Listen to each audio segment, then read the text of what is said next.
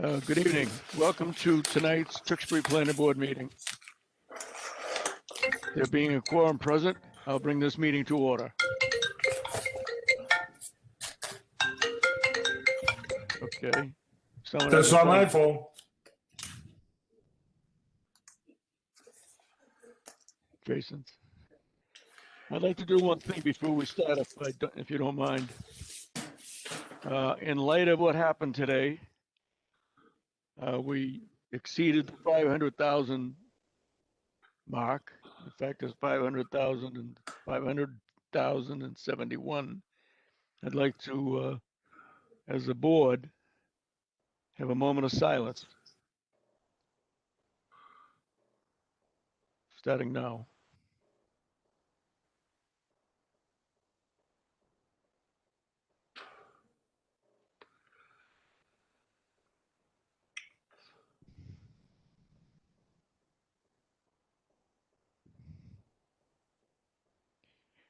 Thank you.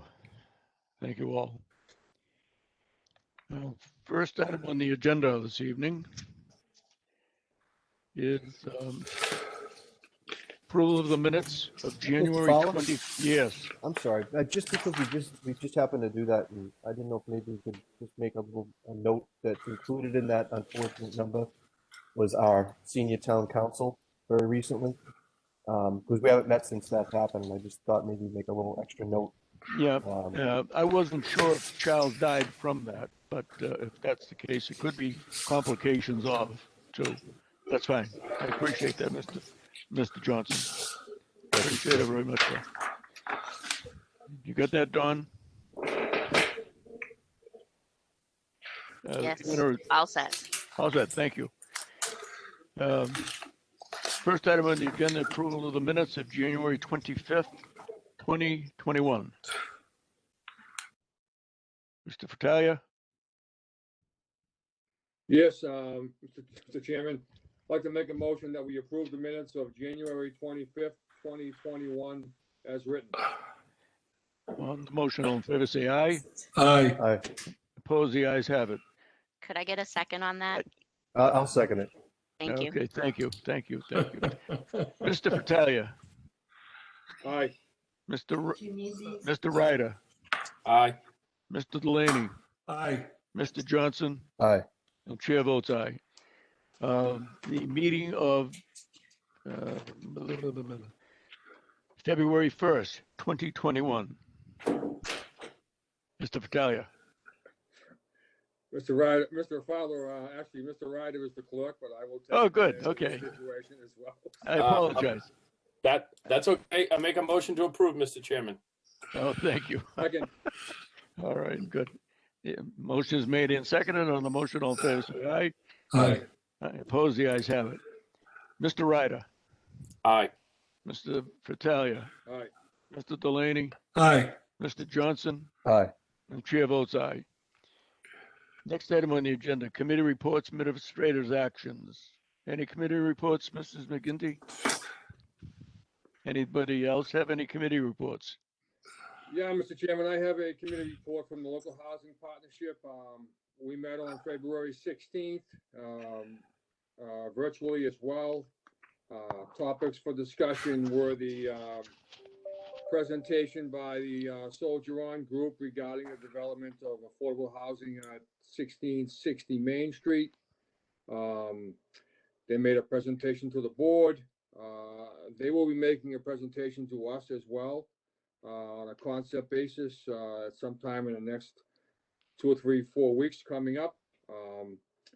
And that went over pretty well. A lot of questions, a lot of nice presentations and designs by the staff there, and looks like they are coming to permitting process next 3 months maybe, or 2 months, whatever, somewhere near there. So also we met and discussed an agreement with NEMCOG to assist us with our identifying of parcels in town and some policies regarding affordable housing in town, to the tune of they're going to be willing to give us 50 hours of labor going forward. So that's a much needed help, and we'll take it. So We also discussed the parcel of land on Carter Street for potential affordable housing use in the future. We also discussed the reuse of the Trahan School for affordable housing as well as a potential use. Still nothing concrete there. A lot of discussions, but nothing concrete. They have a committee in place to discuss the Trahan School reuse. And in the end, we voted to endorse the concept plan presented by Soldier On by the local housing partnership with a letter to the planning board and to the selectmen acknowledging our endorsement. So, and that was it. Very good. Thank you, Mr. Battaglia. Did I miss anything, Anna?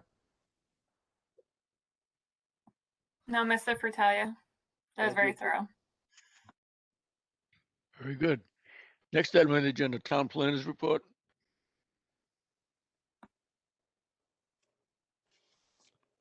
You're off. Hi. There's no town planners report this week. Very good. Thank you. Mr. Fowler, Yes. I don't know if it fits best here, but I just thought maybe in that way, maybe Anna could chime in on it too. But I had a conversation earlier today with Mr. Sadwick because of something that I caught in an article, something that was actually going on in Billerica.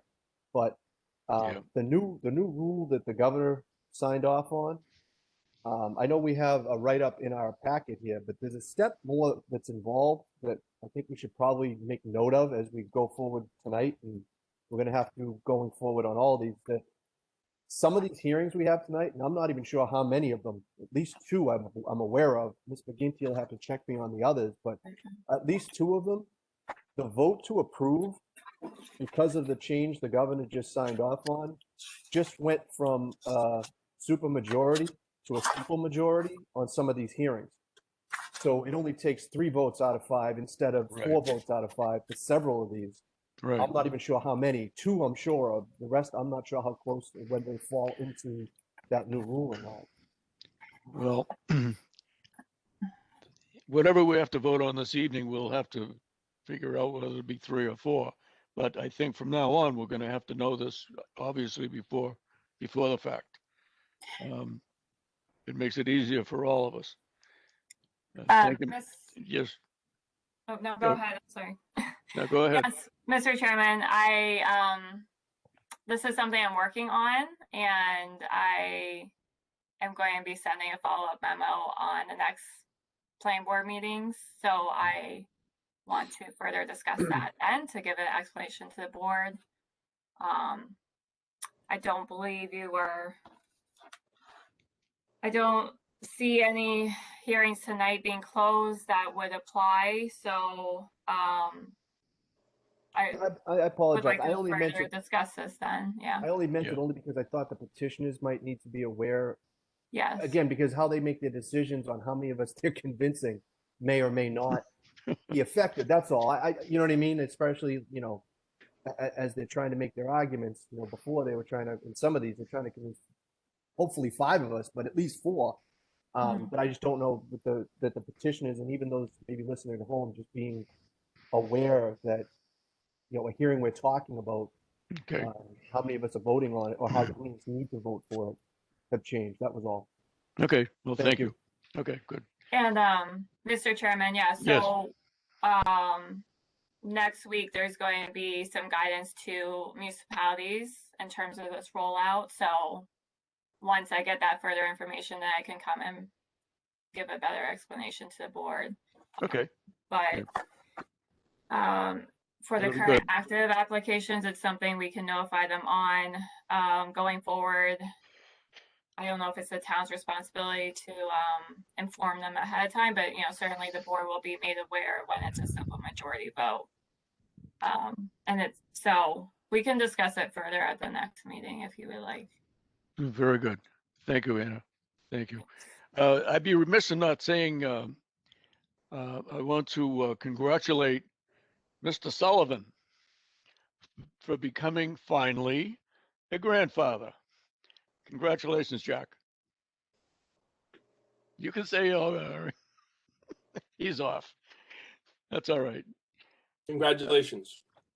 Congratulations, Jack. Next item on the agenda. 9:30, I think, yeah, 937 North Street, special permit extension request.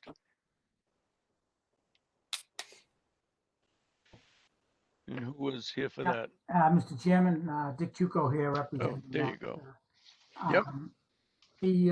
The applicant, David Ward, trustee, and I have Yep, to clarify that so we don't confuse it with David War. right. But basically, this project was the subject of litigation, and the land court ruled in favor of the applicant December 30th of 2019. And all of the appeals for that were told on February 2nd of 2020. Then we further got complicated with the onset of COVID. So that kind of put the project in a little bit of stay. So the owner and the trustee, Mr. Ward, is still interested in moving forward with the project. It's probably going to take a little while longer now, though, because of COVID and financing and arranging with the people that were going to be the operators of the hotel. So they're requesting that the planning board extend the special permit SPSP 2017-06, which was approved 3/2017, to February 22nd, 3 years from today. It would be subject to the same terms and conditions of the special permit as previously approved. So basically, whatever was the language that was in the special permit would still be in force, but we need to try to get an extension, and we're hoping to get a 3-year extension so that we can get together with the operators of the hotel and financing and put everything together and hopefully move forward with the project. Thank you, Mr. Kuko. What dates, when does this expire? When would it expire? This February? Well, it would go to the land court decision was completed on February 2nd of 2020, so Right. it would go through to 2023. Okay, well, We were looking to get it to go to 3 years from today. all right. That's fine. Board members, any discussion? Hearing none. Do we have a motion? Yeah, Mr. Chairman, I'd like to make a motion that we approve the permit extension as requested through the 2024 season. So February 22nd of 2024 as requested. Do we have a second? Second. Any discussion? Hearing none on the motion, all in favor say aye. Aye. Aye. Aye. Opposed? The ayes have it. Mr. Ryder, Aye. Mr. Delaney, Aye. Mr. Fratalia, Aye. Mr. Johnson, Aye. and the chair votes aye. Thank you. Next item on the agenda, 920, 978 Livingston Street, concept plan review. Good evening, Mr. Chairman. Jim Hanley, Civil Design Consultants. How are you? Good evening. Good evening. So I'm here tonight for a concept planning board review of two-lot OSRD subdivision, located partially on 920 and partially on 978 Livingston Street on behalf of Honey Martel. So I really only got maybe 3 or 4 minutes here, but I just kind of want to give you a summary of existing conditions, what the proposal actually consists of, and where we stand. What I'd like to do, if I can, is share my screen. Very good, James. All right. Let's see, share. Okay. Okay. So I believe you can see a PDF of an ortho photo, kind of outlining the limits of the property and where it is relative to Livingston Street. So the outline here in the red line, that's the limit of both properties. So 920 actually is the bigger of the two pieces. There's an existing single-family residence right up against Livingston Street that will remain as part of as the subdivision moves on. We've got about 7.5 acres back in this area here. Obviously, inside of this blue line is a fairly large, I believe it's 200-foot wide power line easement. 978 is located about where my cursor is right here.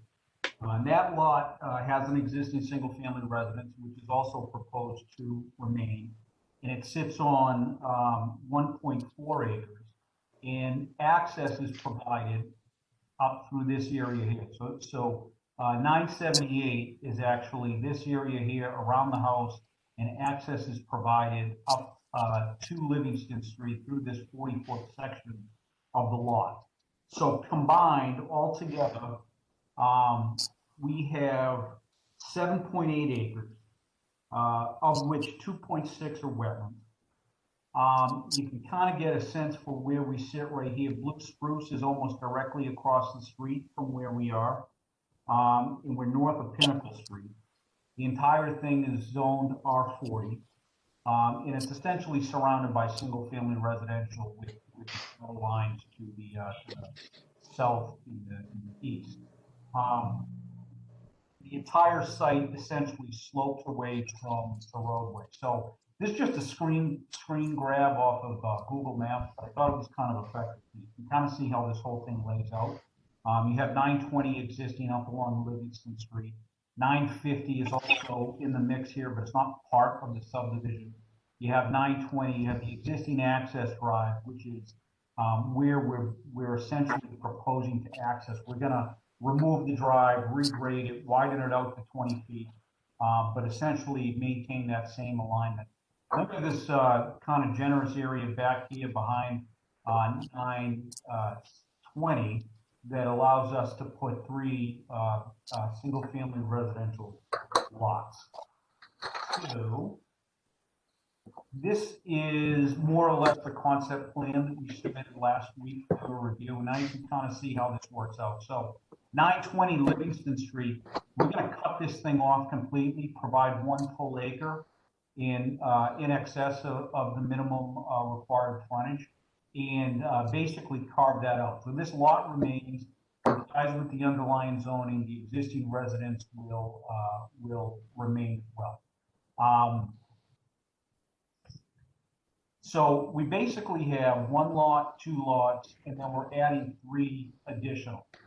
The 978 Livingston Street lot, that'll also have plus or minus one acre as well, but it will be part of the OSRD subdivision because we will be accessing it off of this 20-foot wide private roadway.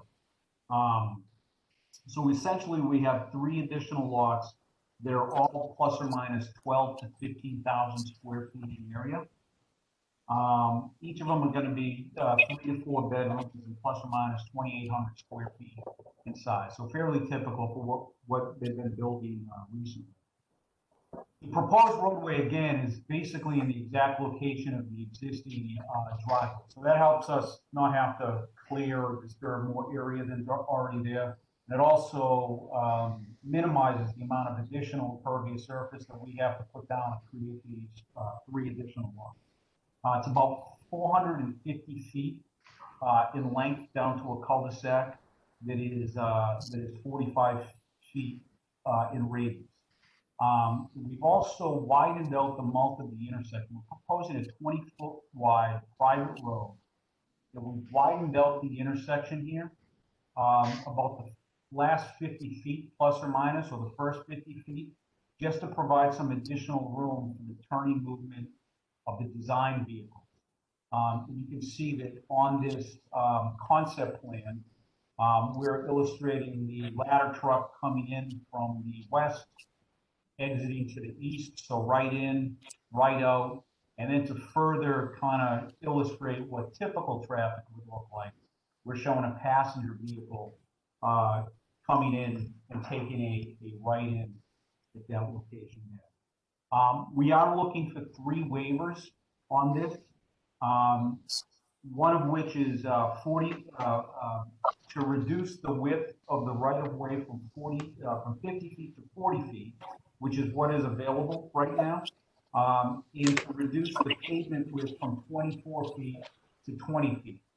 I think once we've presented this to the town, once we go through the IDR, once we discuss this with DPW, I think there will be an agreement that a 20-foot wide private roadway is sufficient to provide access to these 3 additional lots.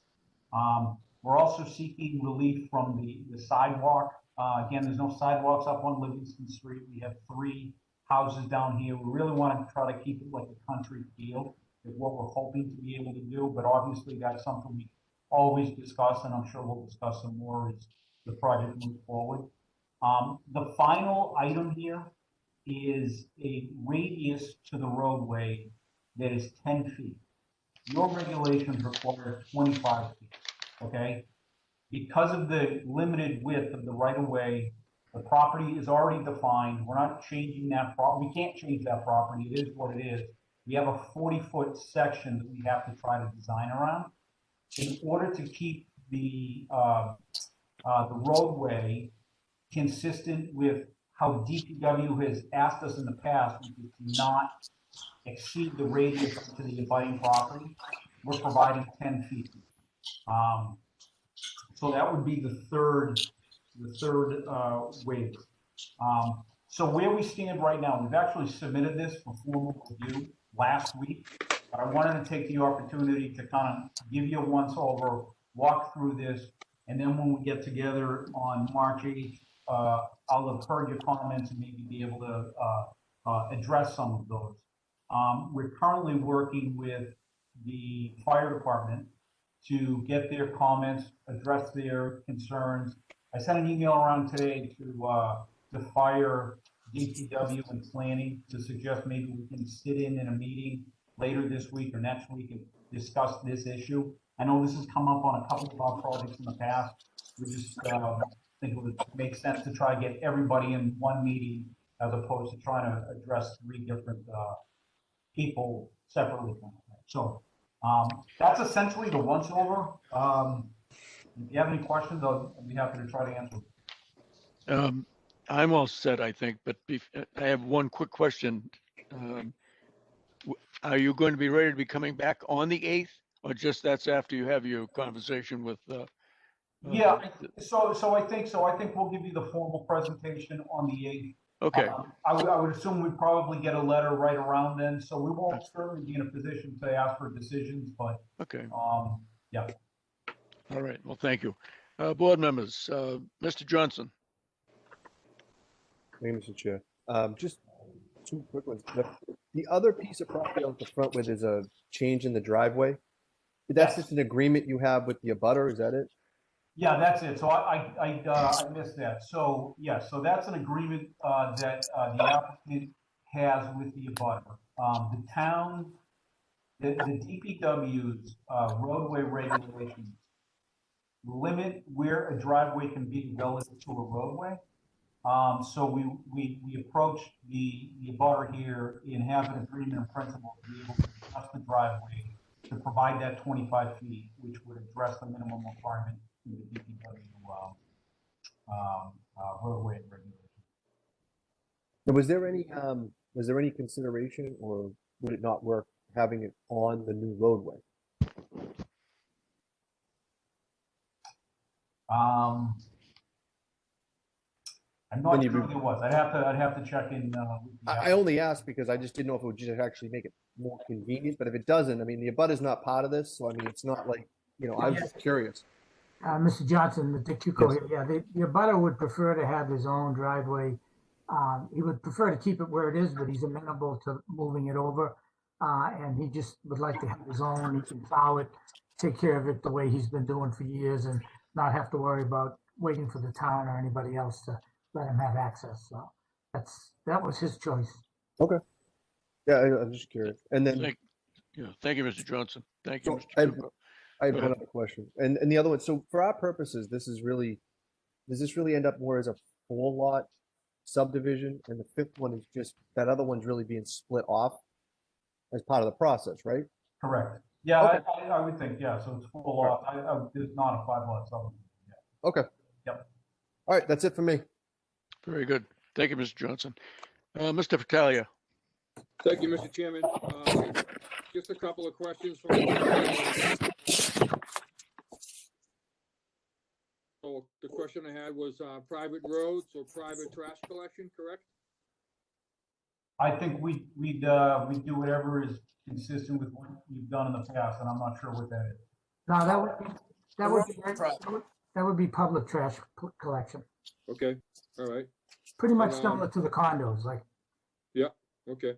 My last question is regarding mail delivery. Is that going to be allowed in the rear as far as delivery, or are they delivering to the front? Yeah, so that's a good question. So I have a couple of projects right now that we're gonna sit down with the post office and come up with locations. So it's not shown on this plan or the formal plan, but we'll get an answer for that. I didn't know if they would go that far deep into the project for delivery, but they may require you to have the box on the street, Livingston Street, so they don't have to go that far, but they'll work that out. But other than that, the project looks nice, and I have no problems going forward. Thank you. Yep. Thank you, Mr. Fattalia. Mr. Delaney. I guess all my questions have been answered. I'm all set with this. Mr. Ryder. Thank you, Mr. Chair. Mr. Johnson asked the critical question that I was concerned about, relocating that driveway. Just a bit concerned of having it so close to that entrance. But, you know, Mr. Kuko explained that the abutter wanted his own driveway and so forth. And you're looking for a waiver on the sidewalk, correct? Correct. Is that something that you'd be willing to contribute something towards the sidewalk fund? Yeah, I think when we come back on the 8th, maybe we can have a better discussion on that. But consider, certainly. Okay, and then I think that's all I have for now. Wait until we see what fire and DPW have. But thank you. Thank you. All right. Thank you, Mr. Ryder.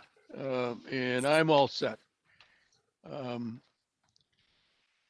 Mr. Henley, you said you're interested in coming back on the 8th? Yeah, so this one was put together a little different. We actually formally submitted, and we followed up with this just so we could get your initial thoughts before the 8th. So the 8th will be the formal opening of the hearing for the definitive and the special permit. All right. So Mr. Chairman, if you don't make it on the 8th, it would be the 22nd. Okay. Okay. Mr. Chairman, one of the reasons why we've been doing this, you know, because of the new procedure that the planning board implemented where, you know, you don't never close a hearing on one night, and you want to be able to get all the special permit issues, you know, put together. Kind of why we've been doing it this way, so that we get an extra, or you get an extra look at it. If somebody had some issues, then we could address it and not prolong the project out another 3 or 4 weeks. So just want to give you a heads up of why we're taking this approach. Very good. Well, thank you, Mr. Cooper. Board members, we all said we have a motion to continue this till what time, Anna? So, Mr. Chairman, it doesn't need a motion because it's a concept plan, and it's already scheduled for 7:10 on March 8th. So we're all Very set good. with that. Okay, very good. Thank you. Thank you very much. Next item on the agenda, before I do that, I'm going to read the phone number for the public. If anybody has any discussion that they'd like to have on any of the submittals for this evening's meeting, please contact us at 978-771-0819. That's 978-771-0819. Thank you. And next item on the agenda is 317 Marston Street, approval not required plan. Mr. Chairman, Mr. Fratelli here, I have to recuse myself from this discussion, and I will silence my computer screen and my volume on this item. Thank you. All right. Thank you. Mr. Cuco?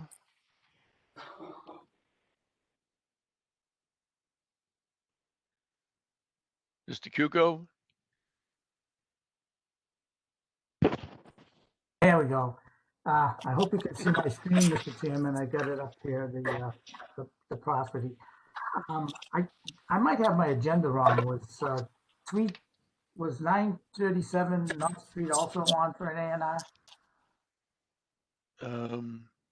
That's the next agenda item, Dick. Okay. Yes. Yep. Yes, all Mr. right. Chairman. I didn't have my agenda in front of me. Okay. Basically, what we have here, Mr. Chairman, is a parcel of land owned by Gail Hodges Estate and Gail Hodges. This property consists of a single-family lot in here, and then about 12 or 14 acres, I forget, out in this location in the back. It's got quite a bit of wetlands on it, and it abuts the Rogers Park. What we're proposing is to relocate the lot line here to split off this here single-family lot. So we'll end up with 4 lots. 3 of the 4 lots all meet the criteria for area, frontage, and upland. Lot 1A we have listed as not a building lot because it doesn't have the half acre of minimum contiguous upland. We'll be working in the future to see whether or not the town would be agreeable to annex that to the Rogers Park property. So that's why we're making it a separate lot and calling it not a building lot so that it'll already be subdivided out from the Realty Trust.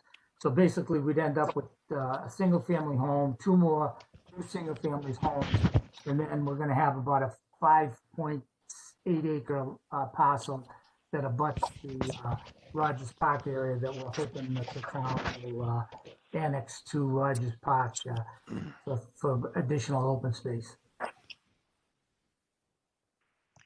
Is that it, Mr. Cuco? That's it. Any questions? I'll be happy to try to answer them. All right. Board members, Mr. Fratelli. Oh, he's not here. I'm sorry. Mr. Delaney. I have no problem with what he's trying to do. Okay. I'm all set with it. Thank you. Mr. Ryder. Thank you, Mr. Chair. Through you, Mr. Chair, to Mr. Kuko, on Lot B, what will your setbacks be on that side parcel between Lot B and C? Yeah, I'm not sure you can see it, Mr. Ryder, but up on detail A, we set it so that it meets the setback, so 15 feet on either side. Okay. Yeah, it's Yeah, a little blurry, so my eyes it's- aren't what they. Sorry. Yeah, I'm not as fancy as Jim Hanley. I can't zoom in, so I'm sorry about that. Okay. I couldn't make that out. Thanks, Dick. But other than that, I don't have any thing with the project. Thank you. Thank you, Mr. Ryder. Mr. Johnson? All set. All set. And the chair is all set. One thing I wanted to add that you probably couldn't see also on there is those of you who have traversed that road, you know that it's a little bit tricky with the foliage in there. So we're proposing a sightline easement, and before we sell these lots off, we're going to clear that so that Okay. so that roadway will be safer than it is now. Oh, great. Good. Thank you. We have a motion. A motion to endorse the A&R. We have a second. Second. On the motion, all in favor, say aye. Aye. Opposed? The ayes have it. Mr. Johnson, Aye. Mr. Delaney, Aye. Mr. Ryder, Aye. chair votes aye. There you go. Thank you, Mr. Kuko. Thank you, Mr. Chairman. And next item on the agenda, Mr. Kuko also, is 927, 937 North Street, approval not required plan. Yeah, thank you, Mr. Chairman. Basically, this is the site that we talked about earlier. Yep. Hotel. The tax map still has it listed as, it has it listed as 3 parcels. It's actually 4. So what we're doing with this plan is consolidating it into one lot. At some point, a few years back, the property didn't actually touch International Place, so they acquired this parcel A from the International Place owners. And then this was one lot, this was a second lot, this is a third lot. And it just doesn't make sense to have 4 lots there. So we want to have a plan on record to consolidate it into one lot. Okay, fine. Thank you. Board members, is Mr. Fattalia back up? Yes, I am, Mr. Chairman. I'm all set here. Looks pretty self-explanatory. All right, Mr. Johnson, All set. Mr. Ryder, All set, sir. Mr. Delaney, All set. and the chair is all set. Do we have a motion? Motion to endorse the A&R. Second. On the motion, all in favor, say aye. Aye. Aye. Opposed? The ayes have it. Thank you Mr. very much. Ry- Yes? All right. Okay. Mr. Ryder, Aye. Mr. Delaney, Aye. Mr. Johnson. Aye. Did I miss anybody? Mr. Fattalia, aye. Mr. Fratelli, yes, thank you. And the chair votes aye. Thank you, Mr. Kuko. Board members. Next item on the agenda. Gravings Way. I'm sorry. All set.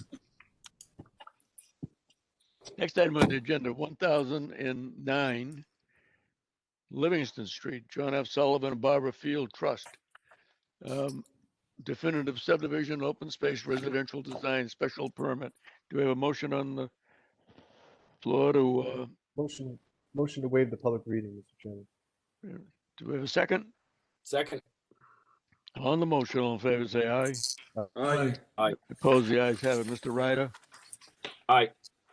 Mr. Fattalia, Aye. Mr. Johnson, Aye. Mr. Delaney, Aye. chair votes aye. Go right ahead, sir. Good evening, Mr. Chairman, Jim Hanley, Civil Design Consultants, here on behalf of Jack Sullivan. This is our first official planning board meeting for you for Grammys Way, which is a 4-lot OSRD subdivision. As you mentioned in the opening, OSRD special permit, a definitive subdivision approval is what we're taking here. So again, kind of a brief summary here, existing conditions, what the proposal is and where we stand in the process. For the benefit of the public, or the record, I guess, I just kind of wanted to give you a sense for what we've done to get to this point, because we have been kind of working at this for a long time. So July of 2020, we had an initial concept meeting with you, spent August and reviewing 4 wetlands, which there were no wetlands. We had a preliminary IDR on November 17th. And then really through November, December, and even into January, we were working with DPW, kind of going back and forth to make sure that what we could provide, they could support. We had a second concept meeting with you in January, and then we filed our application January 21st. So with that being said, I'd like to share my screen again. Please do. Okay.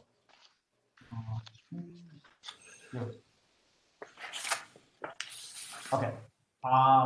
So I think you're familiar with the parcel, or 1009 Livingston Street. There's an existing single-family dwelling there, which is proposed to remain. We're about 200 feet north of Blue Spruce Lane and 700 feet south of Kendall Road here. Again, everything is in the R40 zoning district, and we're surrounded by single-family residential. That area in total is approximately 4.6 acres. There's no wetlands on this. We had our wetlands consultant below. They walked it in August of last year, took a look at everything, and there is no wetlands, and that information has been provided to conservation through their record and for their record, I guess. 290 feet of frontage plus or minus on Livingston Street. And the entire site essentially grades from a high point on Livingston Street down toward Landfill. So this is kind of the view from the from Google Street View here. You can down and just get a sense of the horseshoe driveway in here. We're essentially coming in with our roadway plus or minus the same location of this second higher up driveway here. And I think I found my new favorite toy here online, which is kind of the perspectives here. But I think it gives you a little bit of info. You can see where it is relative to Blue Spruce. You can see the house that is proposed to remain. And you can also see that the large majority of what we're proposing to do is already in a cleared area. So there really is minimal cutting for the benefit of getting 3 additional lots. So, what we're proposing, so we're proposing an open space residential subdivision. It's 4 lots in total, 3 additional lots. Again, the single-family residence will remain. 16,000 to 23,000 square foot lots. Let's see. And they're all plus or minus 100 feet wide. So they're nice little lots that will provide nice homes to these 4 bedrooms, plus or minus 2,800 square foot houses. We are proposing a roadway to make this work here of about 475 feet. 24 feet of pavement, 40 foot right of way, 5 foot sidewalk on the southerly side here. You can see that it is it's on this southerly side. We've actually offset the center line within the right of way, as we discussed last time, as we discussed with DPW, to get them really just a matter of feet in order to satisfy the minimum site distance requirement. We are looking for 3 waivers for the project. One waiver, waiver number 1, I guess, is to provide a sidewalk only on one side of the road, which would be that south side, and then get away from the grass strip. Waiver number 2 is for a reduction to the minimum roadway centerline radius from 150 feet to 100 feet, and then to eliminate the required 100-foot tangent section between reverse curves. That's kind of a mouthful, but the reason that we're going for that is so that we can pull this lane in the proposed roadway as far to the north or up the hill as we can to maximize our site distance. In this little configuration here allows us to satisfy the 200 feet of site distance that's required for the design stage of the roadway. And then the third waiver would be to allow for, again, I guess to allow for the roadway not to be centered within the right of way. So that's kind of the roadway and the project. So where we stand right now is we got an email confirmation from the fire department on 127, which they basically asked a question and wanted to confirm that these 30-foot radiuses for the roadway would be on the final plan.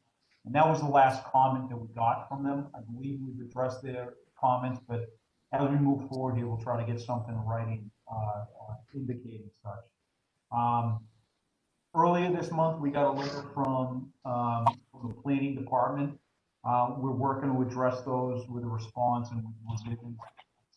I don't think we take exception to anything that was in that review letter. I think it was reasonable, and we'll work through it and make sure that everything gets addressed. And then last Thursday, we got a review letter, a technical review letter from DPW. And I guess I would say the same with 1 or 2 minor exceptions that I think maybe we can talk about tonight a little bit. But for the most part, we don't really take too much exception with anything. Apparently, we've addressed the sightline concern because that's no longer in the review letter itself.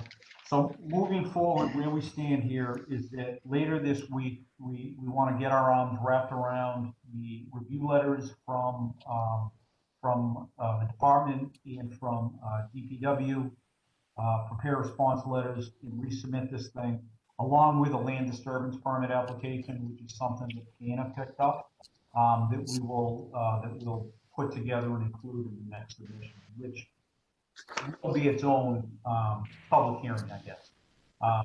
But that's essentially what we've got. Dick, Jack, I'm not sure if you guys had anything that you wanted to mention, but that kind of does it for me. I'm good with that, Jim. Thanks. Mr. Sullivan, I lost my audio. Mr. Cuco,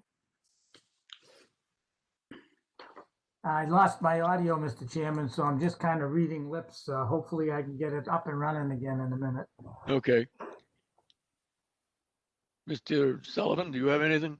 No, Mr. Chairman, I just want to, this is a very emotional thing for me, especially the name Grammy's Way. That's a double meaning. Yep. My mother was all for the subdivision and did not want to disturb the neighbors at all. Right. That's why Jim has got the tree line on both sides of the property in the back. Right. Stay as it is. So good. I think he's done a great job here. Good. Thank you, Mr. Sullivan. Thank you. Is that Mr. in Chairman, the- just for the record, I'm here for Mr. Sullivan, but there's no need for me to say anything that's just to Okay. throw words in, so I'm here in case there's a question.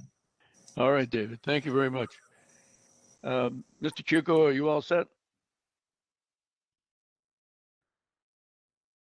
I guess not. Mr. Sullivan, Yes, this is a joke. go ahead. I'll take it.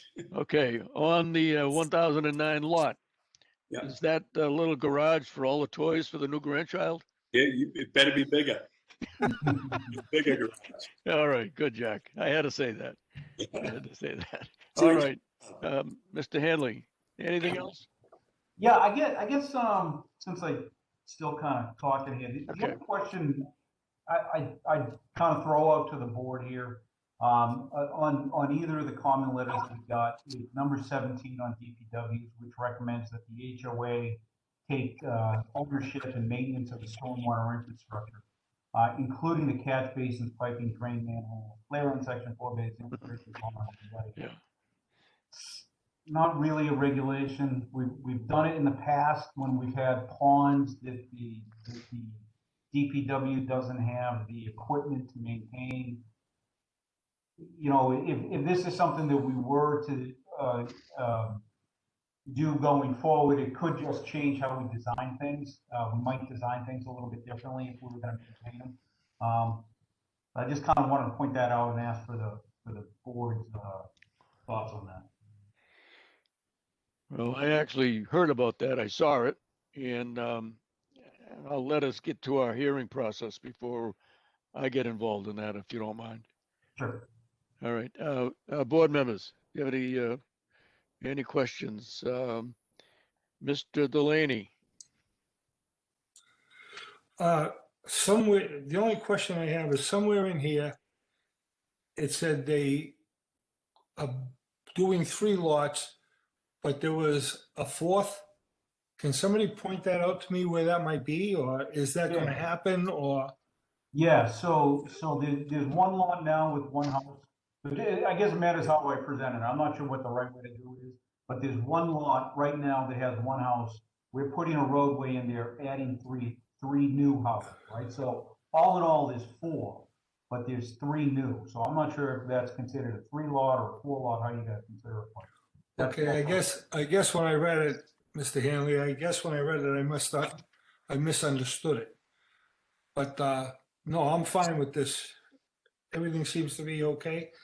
And good luck with Grammy's Way, Jack.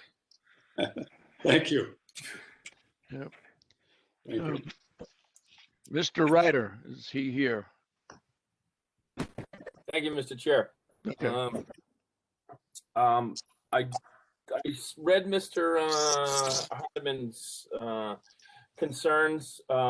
Obviously, the sightline distance, as Jim, you say that's gone. I think you guys have addressed that. That was one key component. I think another is the fire department. Once you have that, is going to be critical.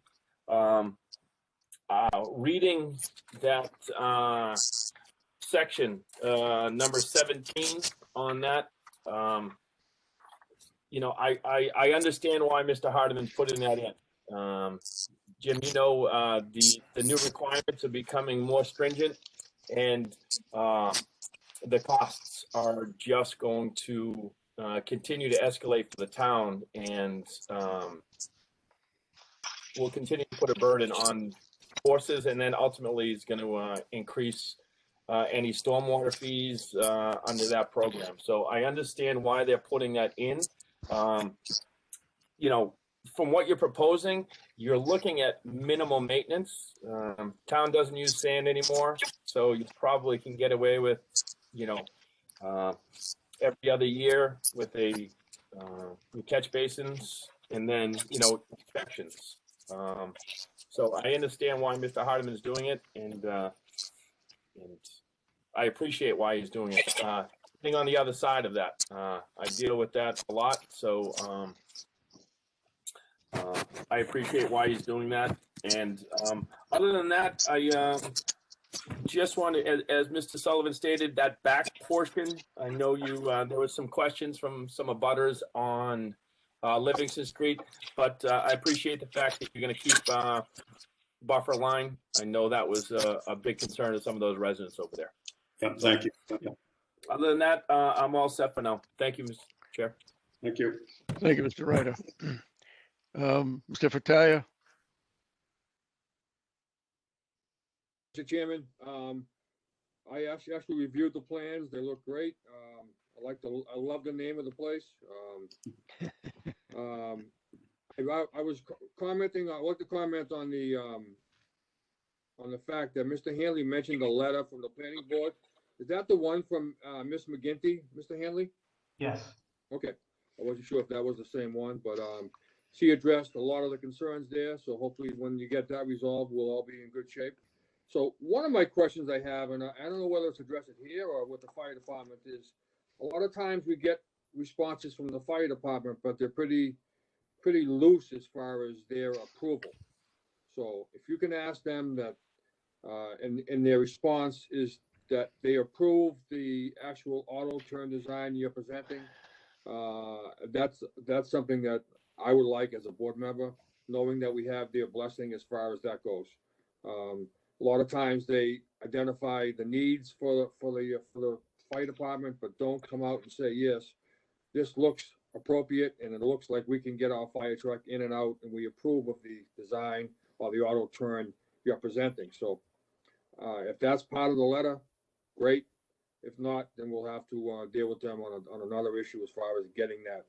That's in my opinion as a board member. So, but other than that, I'm all set, Mr. Chairman. Thank you. Thank you, Mr. Fratalia. And I think all of the questions that have run through my head have been asked and answered by other members. So unless there's something else. Mr. Yes. Fowler? Oh, I'm sorry, Mr. Johnson, You Mr. skipped Johnson. me. No, I didn't skip you. Yes, I did. I have a couple, but I want to follow up on what Mr. Fratalia just said.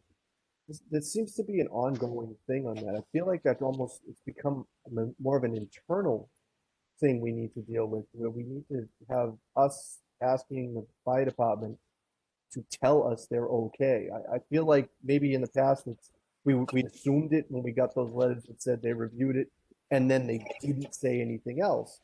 But if we're really looking for a sign off, I feel like we need to let them know that too, and not just put it on the petitioners to ask for something that we haven't gotten really in the past, but we really would like to have going forward. Just so they know we're looking for it. And it's not just the petitioner asking. We're saying we're kind of holding their thing up until you guys say you really are fine with the turn radius, and we're not just presuming it. But Mr. Johnson, yes, if Mrs. McGinty should be able to tell us that right now, how that is handled.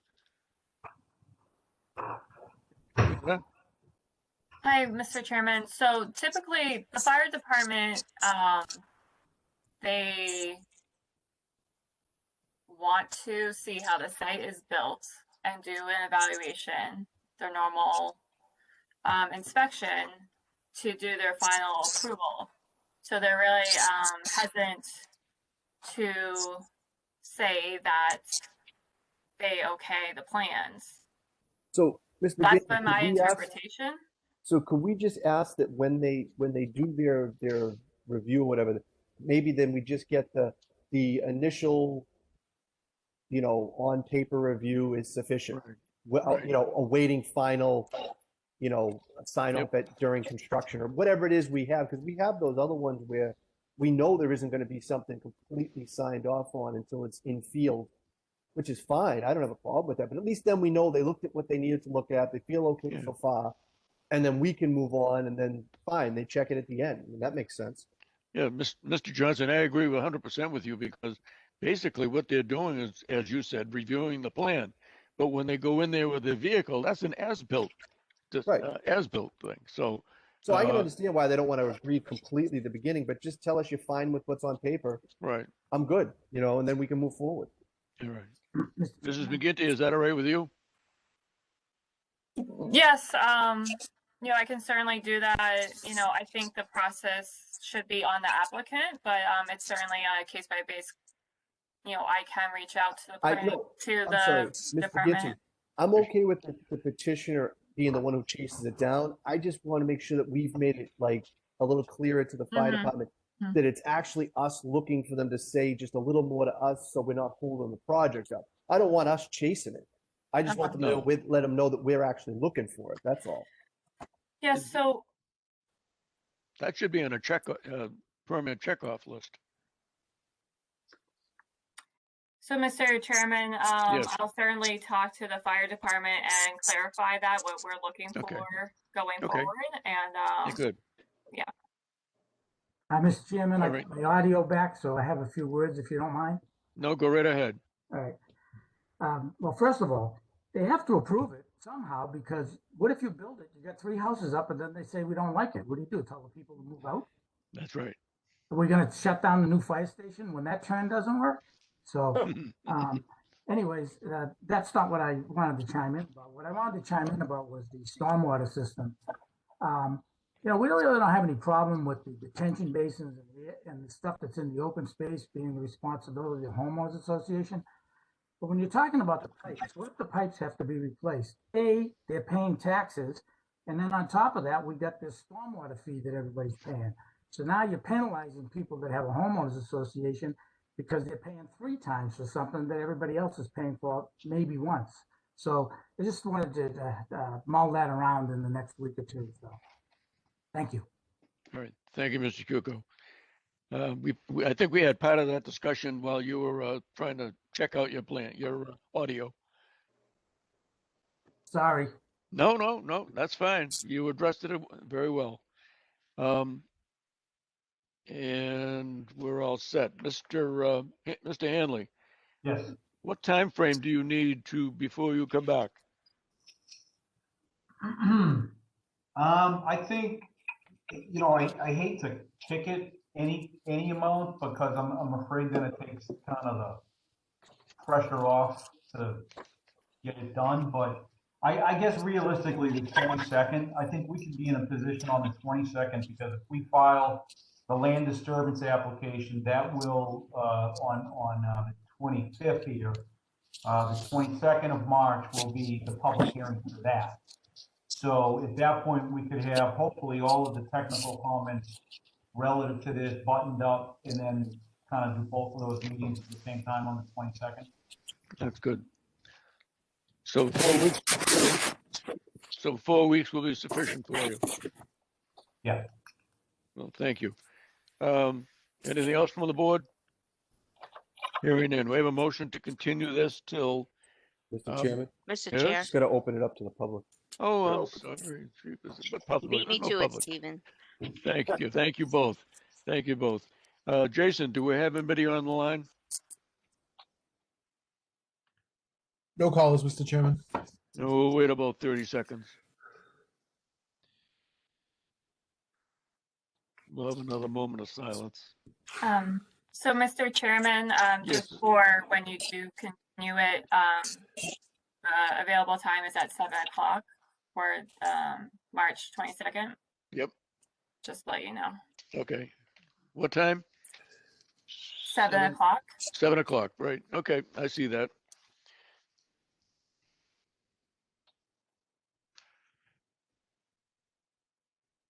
All right.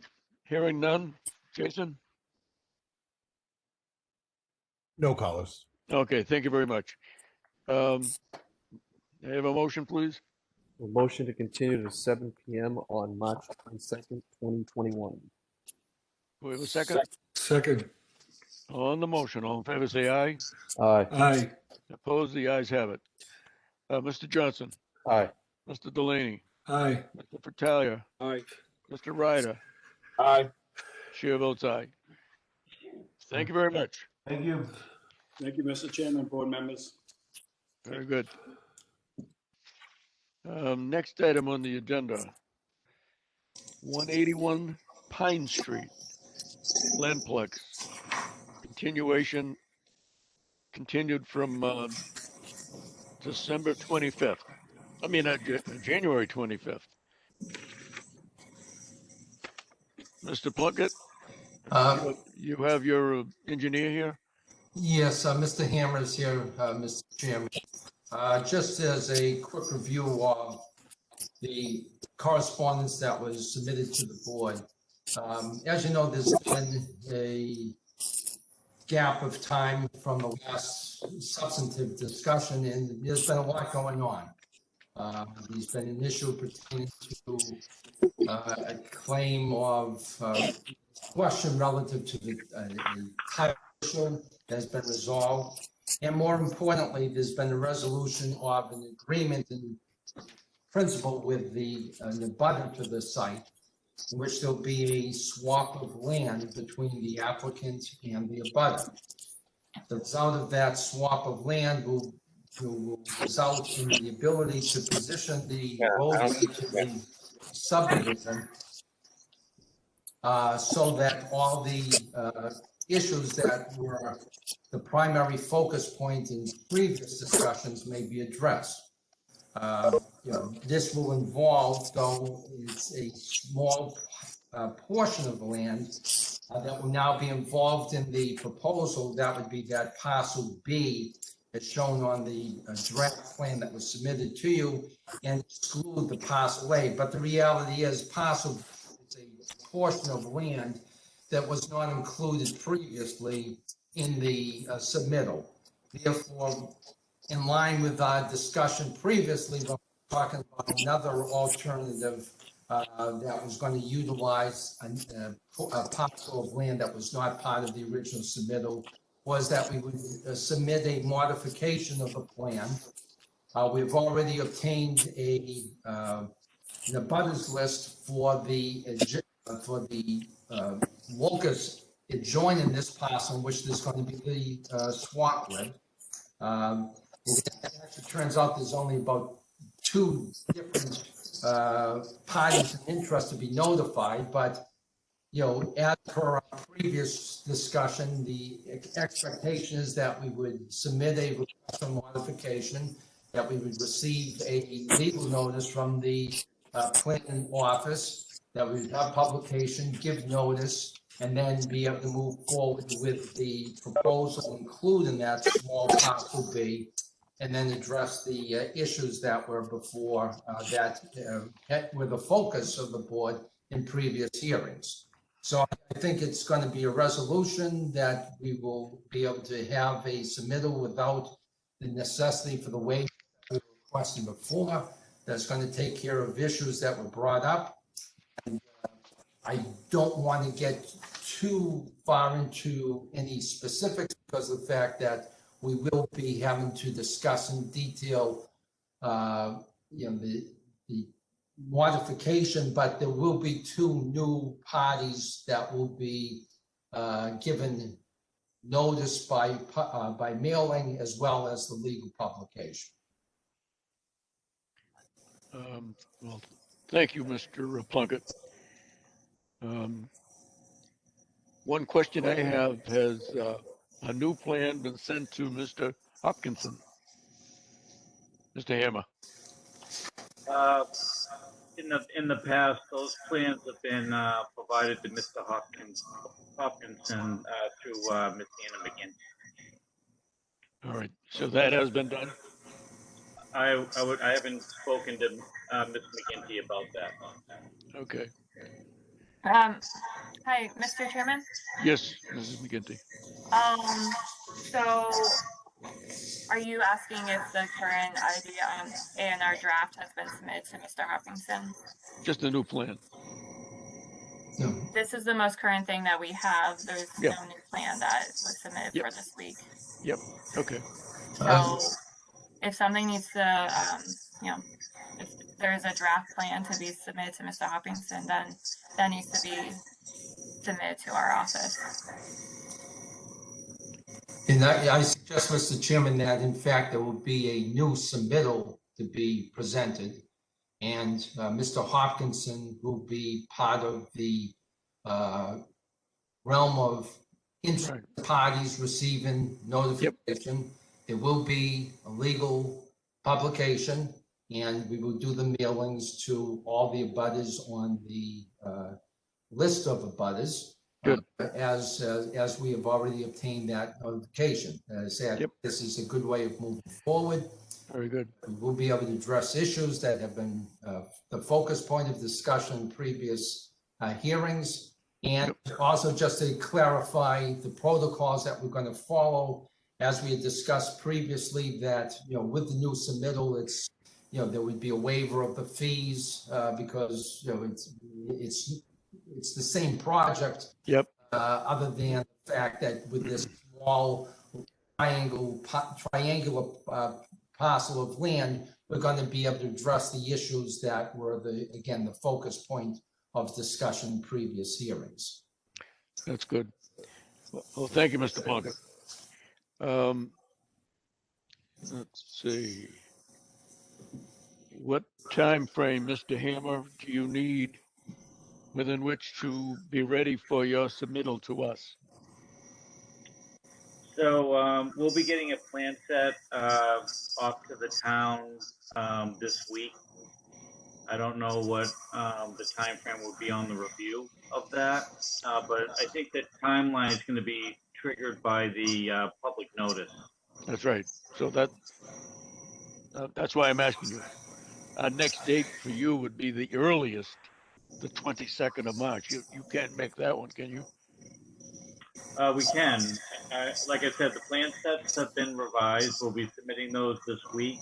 And then the notification can go out prior to that. We'll get the envelopes over to Ms. Lauder for the notice when she drafts the public notice.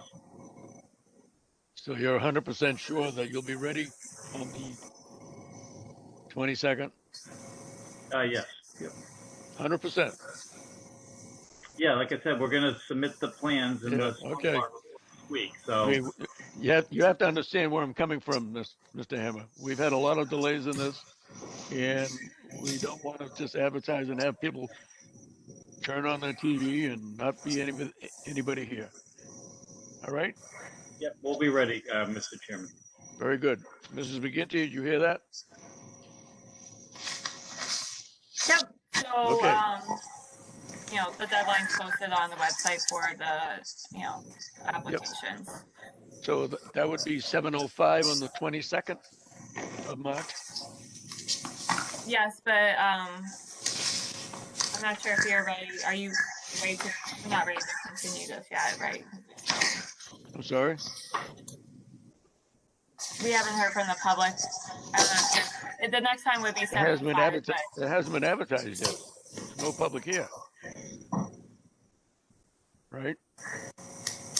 Yeah, I wasn't sure if you needed to ask the planning board members if they want to speak in the public because we're still in the hearing, so. Okay, well, Steve, you have something? No, I mean, until we get the new submittal, I'm fine. I'm okay with continue it to the 22nd. That's right. Okay. All right, we have a motion.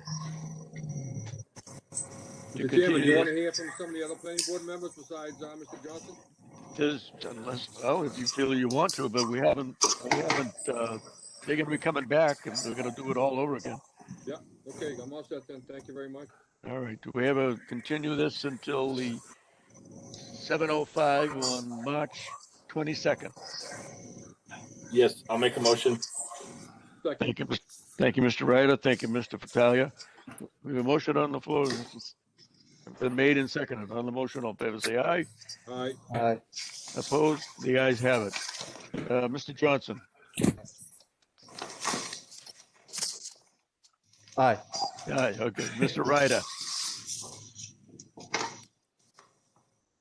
Mr. Ryder? Aye. All right. Mr. Delaney? Aye. Mr. Fattalia? all right.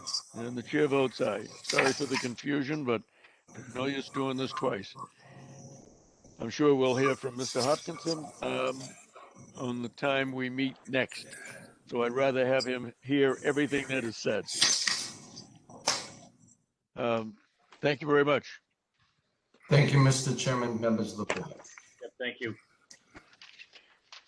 Next item on the agenda is 935 Main Street, MDR Construction. On behalf of the town of Tewksbury, site plan special permit. We'll wait a minute till everybody gets hooked up here. Hello, Mr. Street. Hi, Mr. Chairman. Do you have anybody else coming in with you? Oh, there is Michael. All right. Yep. Coney, Here with how the are you? applicant. Well, hello, Mr. Chairman. Good evening to the board. Good evening. Evening. Are you ready, Andy? I am. Okay. Yes. Good. Go right ahead. Thanks, Mr. Chairman, members of the board. Again, Andy Street, Civil Design Consultants, here on behalf of the applicant, Mike Saccone, who's here, and also with us tonight is Attorney David Plunkett. Just to kind of refresh very quickly refresh the board's memory, this is the parcel at 935 Main Street, the former location of the Tewksbury Police Station that the applicant is in the process of purchasing through an RFP process from the town. The parcel itself is largely in the commercial zone. That's the majority of the front portion of the site, with a sliver of it in the rear in the R40 zone, with the entire piece being overlaid by the Town Center Overlay District. It's about 6.5 acres or so, a good portion of which is wetlands, but in the upland portion, we're proposing a mixed-use development. I will try to share my screen here. We're proposing a mixed-use development consisting of these 9 buildings that you see.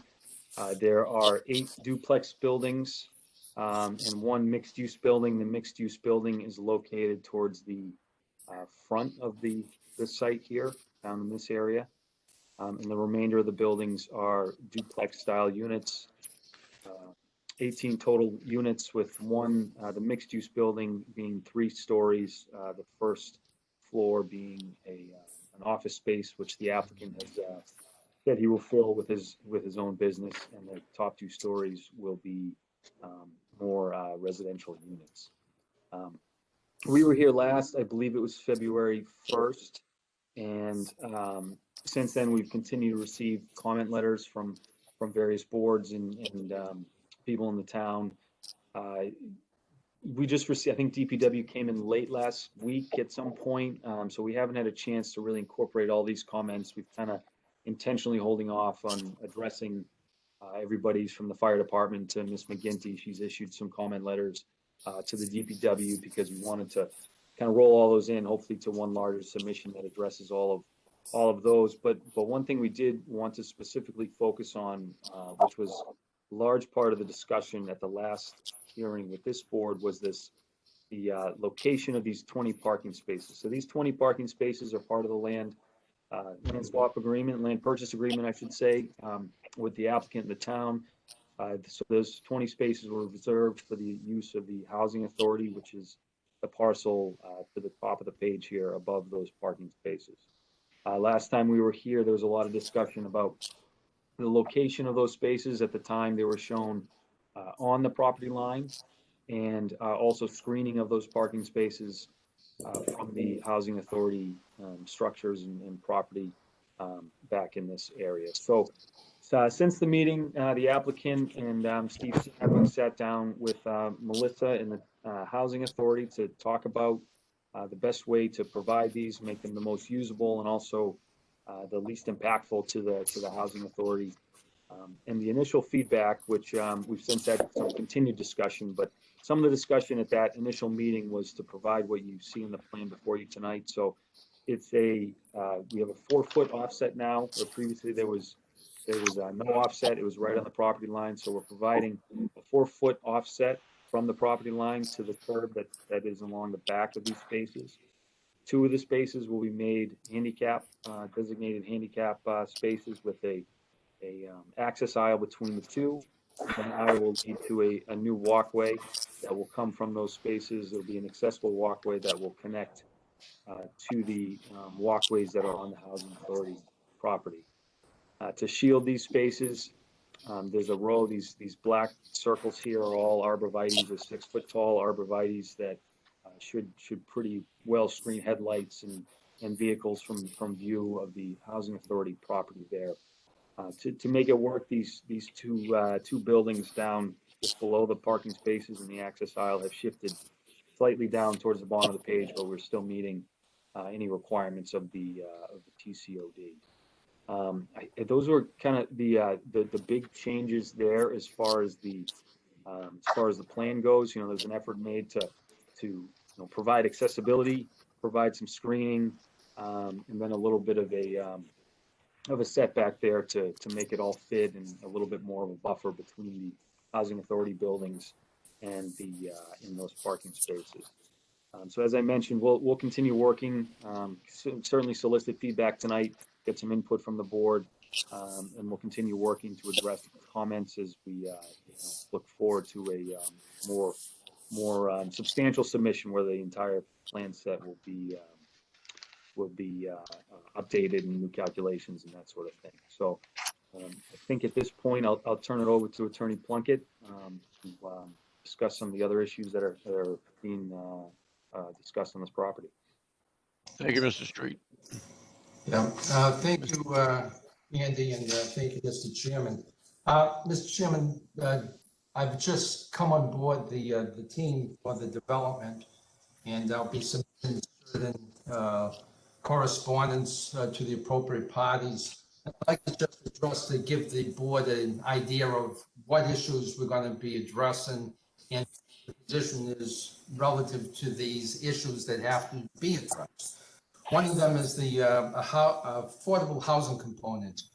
I've seen the correspondence in which that there would be an application of the housing component to the site. I'll be submitting correspondence in which our position will be that actually affordable housing component does not apply to the site. The language cited relative to the argument that may be made because of section 8603. 8603 is really focused on issues that are more a universal question that is applicable among all these zoning districts. And even with that in mind, it still makes reference to the underlying zoning, that if the question said to be answered, they'll be answered by the zoning of the underlying district. The underlying zoning on this parcel is predominantly commercial with a small strip R40. The reference to the multiple unit developments under section 7015, doesn't apply because section 7012 defines use developments, and multiple use developments, as defined in section 712, are permits to develop residential units within the MFD or MFD 55 zone. Our underlying zone is neither MFD nor MFD 55. We're a mixed-use development, not a multiple development as defined under the zoning bylaws. We're a mixed-use development as defined under the TCOD. and having knowledge of the development of these overlay districts, you know, I think anyone that was involved with it knew that, you know, we purposely left out affordable housing components as part of the overlay district in order to give an incentive for people to come in and try to revitalize the Route 38 corridor. But regardless of the intent that was present at the time of the preparation and development of these overlay districts, the language is what's going to make a determination. And we're mixing apples with oranges. Mixed use development is not a multiple use development. They're both different constructs which are clearly defined as separate types of developments within the zoning bylaws. So I'll be submitting something along those lines relative to the application of the affordable housing component. The other issue is relative to the development of the commercial component of the mixed-use development. And one of the things in terms of Michael, Andy, and myself, you know, the concern of that back use, which is strictly per the RPA, you know, is for the use only of the housing authority. So it's for a specific limited use reserved exclusively for the housing authority. So what we've decided, or what determination that there will be a modification, is that there'll be a construction of a guard shack at the back, the entryway to the 20 space parking area, and that guard shack, that structure that's going to be constructed, would then be the commercial component of the mixed use development under the TCOD. So that would be something that would be you know, modified for presentation for review, and you know, again, looking at the intent on the proposals that were requested and looking at the language of the TCOD, this and the concerns, to make certain that we're able to have control, the necessary control, to assure the exclusive use of that parking area for the housing authority. That would be the manner in which it would be addressed. The third issue is relative to questions on the setback. You know, we're looking at, you know, under the request for proposals, there was no, you know, it was specific to vehicular access to the property. And it also, under the request for proposals, indicated that the housing authority would be the entity responsible for the buffer. But in spite of that, and also relative to, we were discussing, you know, the question of a buffer under 5240, that it wouldn't be applicable in terms of the setback for municipal uses. So I think we're very well, you know, covered by the fact that this is going to be municipal use reserved exclusively for the Tewksbury Housing Authority. But the applicant, you know, is going to continue with the proposal to, you know, have other accommodations here. That, you know, this pedestrian use, which would be a significant accommodation, in light of the fact that if it was vehicular use only, anyone using it would have to then find their way out of the site and work their way around all the way to the back to the housing authority. So that's a significant accommodation that Michael is still very much interested in maintaining and keeping that as a component, as an accommodation to the housing authority, so that those using that back parcel do not have to walk off the site through Main Street, but they'll have immediate access to that. And there is, as the plan that Andy has on screen right now, that row of arborvitae's all along the back. So it's going to be a very good, effective buffer to help the housing authority, in addition to anything that they may want to put up in conjunction with what they were going to undertake in accordance with the terms of the proposal, request for proposals. The other issue is that, actually, I think that was it. So, so there'll be some modifications going forward, but those are the issues that we'll be addressing with the town coming forward. Well, thank you, Mr. Plunkett. I appreciate that. Andy, do you have anything more to present to us before we go to our side of the table? I don't think so, Mr. Chairman, but look forward to your comments. Happy to answer any questions. Very good, thank you. One item, we got a letter from Melissa Maniscalco. Did everybody get it in their package? Yes. All right. And I just want to, she too said that. Did you get a copy of that, Andy? We did, yes. Alex from the planning office forwarded that along. Yep. Okay, fine. Thank you. So, Mr. Chairman? Yes. I just wanted to clarify for the planning board. Yes. That you sent that letter to us today on Monday. So that was forwarded in an email to the planning board members. Yep. So they did not get a hard copy. I just want to clarify for any planning board members. Okay. Andy, did you get a hard copy of this? We received the email as well. Okay, fine. Yeah. Yep. Do you have any comments on this? Well, we don't have a lighting plan yet anyway, so.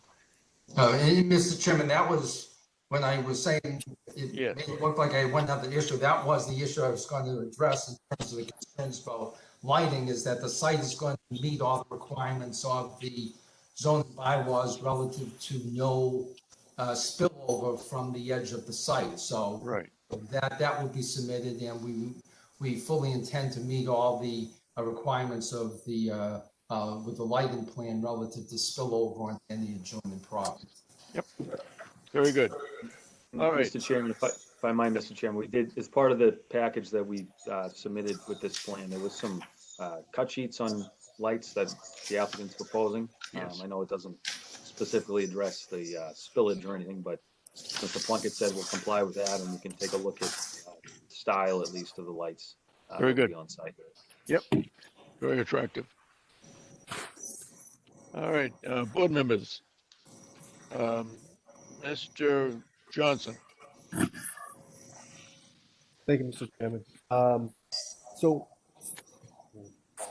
let me start with this.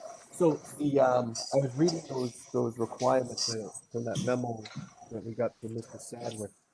So in the back section where we have from our discussion last time, we have the petitioner putting in the arborvitae as a buffer. I'm fine with that, but I'm looking at the language here for the vegetative buffer from the Tewksbury Housing Authority side. It's not a may, it's a shall, which means they're required to put in a vegetative buffer on the opposite side as well. Right. So I'm fine if what we end up with there is 2 vegetative buffer zones. That's fine. But I want to make sure that everybody wants that. And what I mean by that is, we discussed fencing the last time. If the Tewksbury Housing Authority side is going to be required to put in vegetative buffering, is there any well, I guess I just want to be sure that nobody thinks that we should be asking the petitioner's side to just simply do fencing, because now what we're going to end up with is double vegetative buffering, which is fine if that's what everybody wants. But I just want to be sure that's what everybody wants, because the Housing Authority has a requirement here that they have to meet. That's and right. It might be just simply doubling up on what we've got.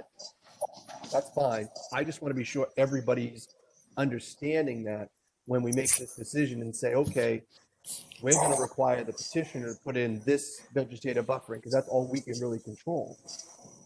But is that definitely what everybody wants? So I guess that's one thing I just throw out to make sure everybody's okay with that. Well, Mr.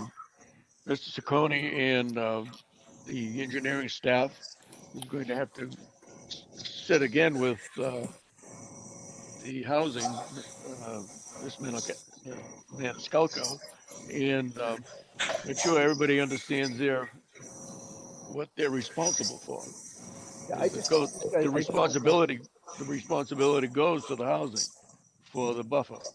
well, if I read it correctly, they have a responsibility for a buffer that's going to be on their side. Correct. Either way. But if we ask the petitioner to put in the buffer they're showing here, they're going to be responsible for the buffer on this side. Right. And so all I'm saying is we're going to end up with two vegetative buffers, which is fine as long as that's what everyone. But I don't want to ask the petitioner to go round and round if it suddenly occurs to somebody after the fact. Oh, wait a minute! All we're going to end up with now is two vegetative buffers. Gee, I wish we had asked for a low fence that blocks the headlights. That's all. But like I said, I just wanted to point it out because we didn't have that information last time. That what the requirement was on the housing authority side. As to the question, and I'm sure we're going to get into this more going forward, I suppose. But on the affordable housing argument, if I accept everything that Mr. Plunkett said, and I'm not saying that I don't accept it, I'm just saying, just for argument's sake, if I accept it all, one, I believe the portion where Mr. Plunkett pointed out that requirement for affordable housing was purposely left out of there. I had made a note in my paperwork here that sort of the legislative history is going to probably, if you really dig in, is going to show that was left out on purpose. So I think Mr. Plunkett is right, and I'm sure Mr. Plunkett's right because he would have been here when it happened. But that was left out on purpose. So by saying that it's silent, I don't know if I buy that argument, even if we were going to use some sort of underlying meaning that it was silent. I don't think it was silent. I think it was purposely left out. However, setting that aside, even if that were the case, I believe the board has made it clear, and we've said it already more than a few times now, that with all the other overlay districts having that included, that with the situation that the town finds itself in, that we were going to basically read that into this overlay district. And the basis for that would be basically the board's ability to add any conditions it so chooses when granting a permit. And in that case, meaning if we want to, we want to put in basically a affordable component here, we'd be doing so under that authority and basically using, again, this project asking for waivers. It's always been consistent for the board when petitioners are asking for waivers that the board sometimes asks for things. In this case, that thing may be the affordable component. I suppose there's an argument that could be made that if the board had so chose, it could have asked for the 25%, and using the reasoning that it gets us the entire project to be counted for affordable housing, because we could. So I understand that maybe the underlying zoning argument, I'm not sure I agreed with that one. I didn't think that was right because I don't think it was an accident that was left out. So going to the underlying zoning made no sense to me. But using the board to make requests and set conditions in granting its permit, this could certainly, I would think, an argument would be made. This could be one of those conditions. I mean, I'll leave it to the rest of the board members. But, I'm not sure we'd be out of line in doing so, or inconsistent for that matter. Otherwise, everything else that I think would be outstanding is still outstanding because we're waiting on replies one way or the other. So I don't really have anything else. The two houses moving on the end is good. Oh, I'm sorry. I did have one that came up, the guard shack. So the guard shack's going to be now added. Is it the property that's going to maintain it? Is that? But it's going to be operated by somebody from the housing authority if they want to operate it. No. Who's going to put somebody in the guard booth, I guess is the question. Mr. Chairman, if I could just address a Right ahead. including the last question.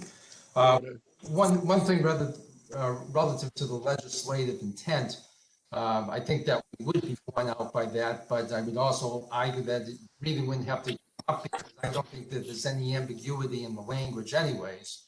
And you just read the language as it is, and the provisions of the bylaws are referring to specific areas, specific zones, and that you can't incorporate something from another zone and say that that's part of your underlying zone because it doesn't follow the language. That you follow the language. Language means something. When you put something in writing, it's for a purpose and it means something. If there's ambiguity, you go back to the legislative purpose. So I don't think we have to go to the legislative purpose. I just threw that in there because I happen to know the history of how this came about.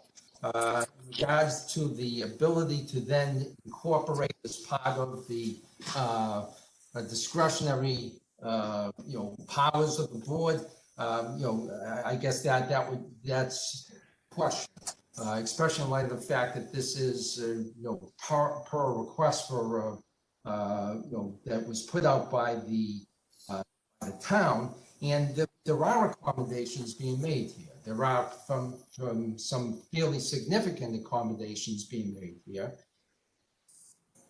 least of which is not the pedestrian access. The request for proposals stated only that it would provide for vehicular access. The vision for the for the pedestrian access is a significant inclusion by the proponent because it makes its, the usability of this space, infinitesimally more usable than without it, because otherwise they would have no access to the back.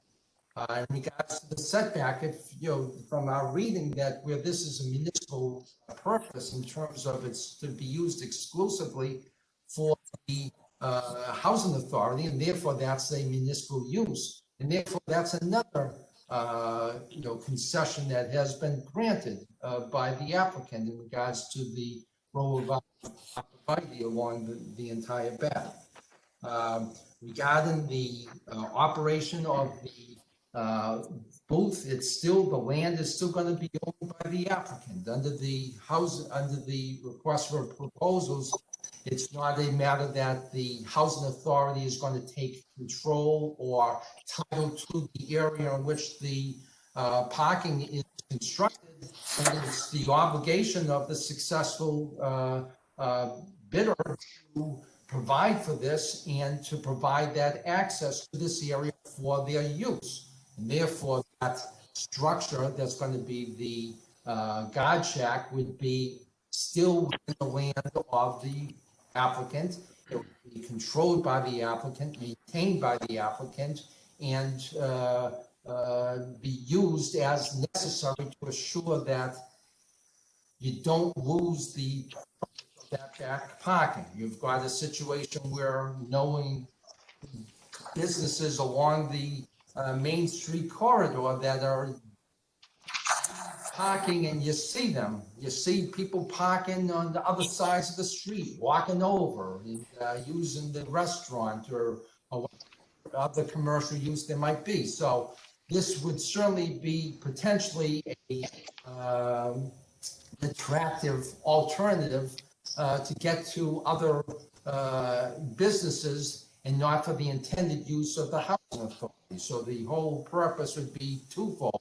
One is that having a guard shack there is a deterrent in and of itself. We should have rules and regulations and signs pertaining to the use of that area, and that it could be manned as deemed necessary by the owner of the property to assure that this area isn't used for something other than what it was intended. So it would remain the property of the owner, it would be maintained by the owner, and it would be manned by the owner as deemed necessary.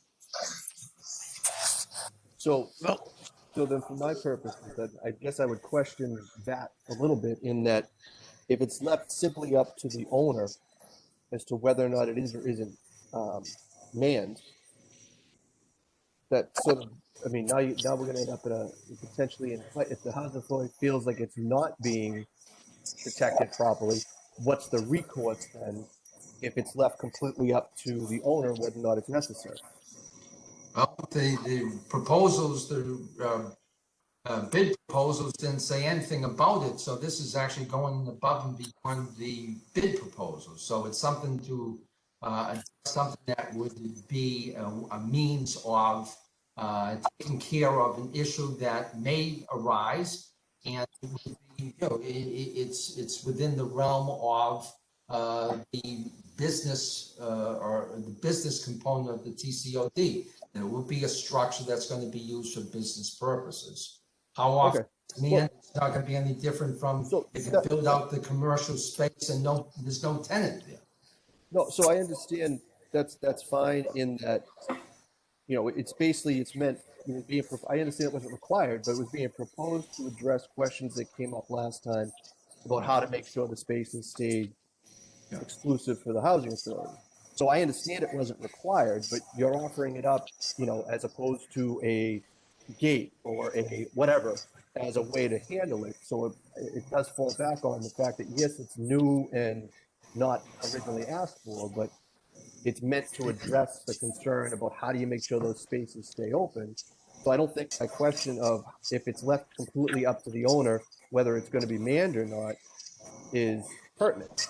But setting that aside, because other members can comment on it, I just want to clarify, my intent when I made the comments about the board being able to require the affordable, it was never meant to say it should be read into the underlying zoning, because I think I made the same argument as you, which is that I don't think that that argument works, because I think it was purposely left out when the overlay district was done.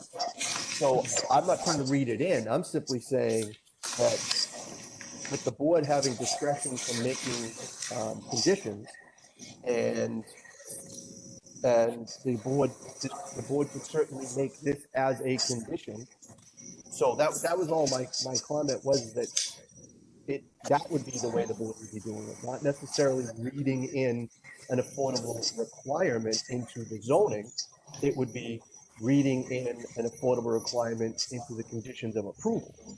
So I want to make sure that my comment, that I'm clear on that I'm simply saying that just like making a request for a guard shack on the property, it would be treated the exact same thing, which would be, it's a requirement of the approval of the project being presented and the approval being given on the condition of certain things that are requested, and also in consideration of waivers being requested. I'm not telling you that I'm going to hold you to it. I'm simply saying I think the board can do it. Whether we do it or not is going to be up to all the board members. I'm not telling you it has to be done. I'm simply saying I think we can do it. If I'm wrong, I'm wrong. But I'm not trying to say that the zoning requires it. I'm simply saying that we might. And that's going to be up to all the board members. That's all. But That's otherwise, correct. I'm all set. That's correct. Thank you, Mr. Johnson. And Mr. Puckett, as far as I'm concerned, the necessity of a guard shack is, to me, ludicrous. But if someone wants to prove it to me that it should be, that's fine. I think with the signage that's going to be there, and this, all this discussion we've had in the last 10 minutes, it's on two things: affordable housing and the guard shack. Let's eliminate the guard shack. Mr. Sweet, do you have any reason to think that the guard shack should be there based on what we have said? And obviously you haven't put it in there.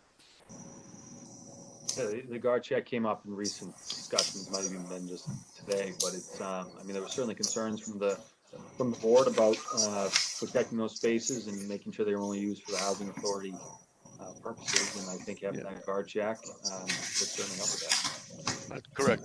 With the signage that's there, and if you want to add a sign to the verbiage to the sign that's going to be there, police take notice, or something along that line. I'm sure if someone starts parking there inadvertently or as a habit, then the police should be notified and take the appropriate action. So no one has to have the expense of someone sitting in a guard shack. The affordable housing is that something, Mr. Plunkett, that can be addressed between yourself and the office? Yeah, I think we can have discussion to see if we can come to a meeting of the minds, certainly. Okay. All right. Thank you. Mr. Ciccone, is that all right with you? Yes, Mr. Chairman. Thank you. Board members, anything else before we move this on? Mr. I'm the only Chairman, one could on I, red. Oh, Mr. Chairman. I'd like to speak, Mr. Chairman. Mr. Ryder, go ahead. All right, I think Mr. Delaney spoke first. I'll let him go first. Okay, go ahead, Mr. Delaney. Okay, my concern is that the people living in that development over there are our elderly people from the town of Tewksbury. This was supposed to be something good. Yep. These parking spaces were supposed to be for their convenience and to do the right thing for our elderly. And I'll say it over and over again. These are our elderly citizens that have been living here for years. Now they have to be subject to a 4-foot buffer, noise and lights and stuff from cars. Okay? It just bothers me why we can't find something a little better than what I'm seeing in front of me for our elderly people. Gosh darn it, they've worked hard enough to be part of our society. And they've got some shortcomings, I'm sure. But I think we can do better than what I'm seeing in front of me. That's question number one. The next issue, at the end of the day, this is a directionary permit. So don't keep telling the board about concessions. The board doesn't have to make concessions here. We don't have to do it. Now, I talked about a lot of things before. You've got a waiver, you want to cut the parking spaces. But we're cutting the parking spaces almost as many parking spaces as what we're adding to our elderly. Now, another situation that takes place with our elderly people. If their cars are there, it snows, we have to plow the snow. Do we plow, if they don't get out to move their car in time, do we just leave their car plowed in with snow? Who makes the phone call to tell the elderly people they have to come out and move their car? You know, there's a lot of things here that are going on. And I'm willing to bend with anybody. But the back part of that lot belongs to the elderly of our town. And I think we should start doing the right thing here for the elderly of our town. Instead of looking for concessions, police take notice, or whatever. I think we should be able to do something or accomplish something here. Now, you heard all my stories the last time. I don't particularly care for the fact that we're plowing snow into the snow areas where the parking lot is. I have a feeling that the end parking spaces on each side where the snow storage is, it could be lost. But I'm voicing my opinion because, first of all, Carnation Drive is more than just an elderly project to me. It's a sentimental thing. It means a lot. Okay? My mom was the one that went to the State House with Bob Flucker to get that housing authority in. God rest her soul, she'd roll over if she'd seen all those trees and everything cut down, and the people that live there not protected. I can go on, but I'll have some things on the, with the next meeting with this thing. But I want everybody to think about what I'm saying. I want our board members to think about what I'm saying. You know, they're elderly, so what do we just put them in a hole in the backyard? I don't think that's necessary. I I think we should take care of them, and I think we should do the right thing here. To block out the noise, to block out the lights, you know, I don't think it's that hard a deal, and I don't think it's that much money. Make it right. I'm all set, Mr. Chairman. I've said my piece. Thank you, Mr. Delaney. Jay, just for your edification, anybody that's listening, we don't have a lighting plan, but I'm sure on the lighting plan, any lights that be close proximity to that area will have shields on them so that they're diffused down. So I think for the most part, the lights can be taken care of and not part of the argument. Mr. Chairman, Yes, go ahead. one more thing. The trees that are gonna be on the back line of that property, Yep. if one of the trees dies, who's maintaining it? Is it MDR that's maintaining it, or is it the housing authority? Well, It's on MDR property, from what I understand. It's just a question. well, if we go into Mr. Plunkett, if you can correct me if I'm wrong, the plan actually called for back in 20 years, 10 years ago or so ago, when they came to this discussion about the shrubs that the housing authority would put them in. Mr. Zacconi is offered to put them in himself. So if the housing authority wants the, the shrubs on the housing property land, then they would be responsible for the maintenance of them. Yeah, Mr. Chairman, I agree that if this proposal here is to provide a buffer area on the applicant's side of the property line, then the applicant would maintain that. And that Correct. is something that would be in addition Right. to the buffer that is required to be maintained by the housing authority. Housing authority would have to maintain their buffer on the housing authority side. And certainly the applicant wouldn't be responsible for, nor do I think he would have any right to go over into their property and maintain their property. But this is something that this is in addition to the buffer that is required to be maintained by the housing authority per requests for proposals.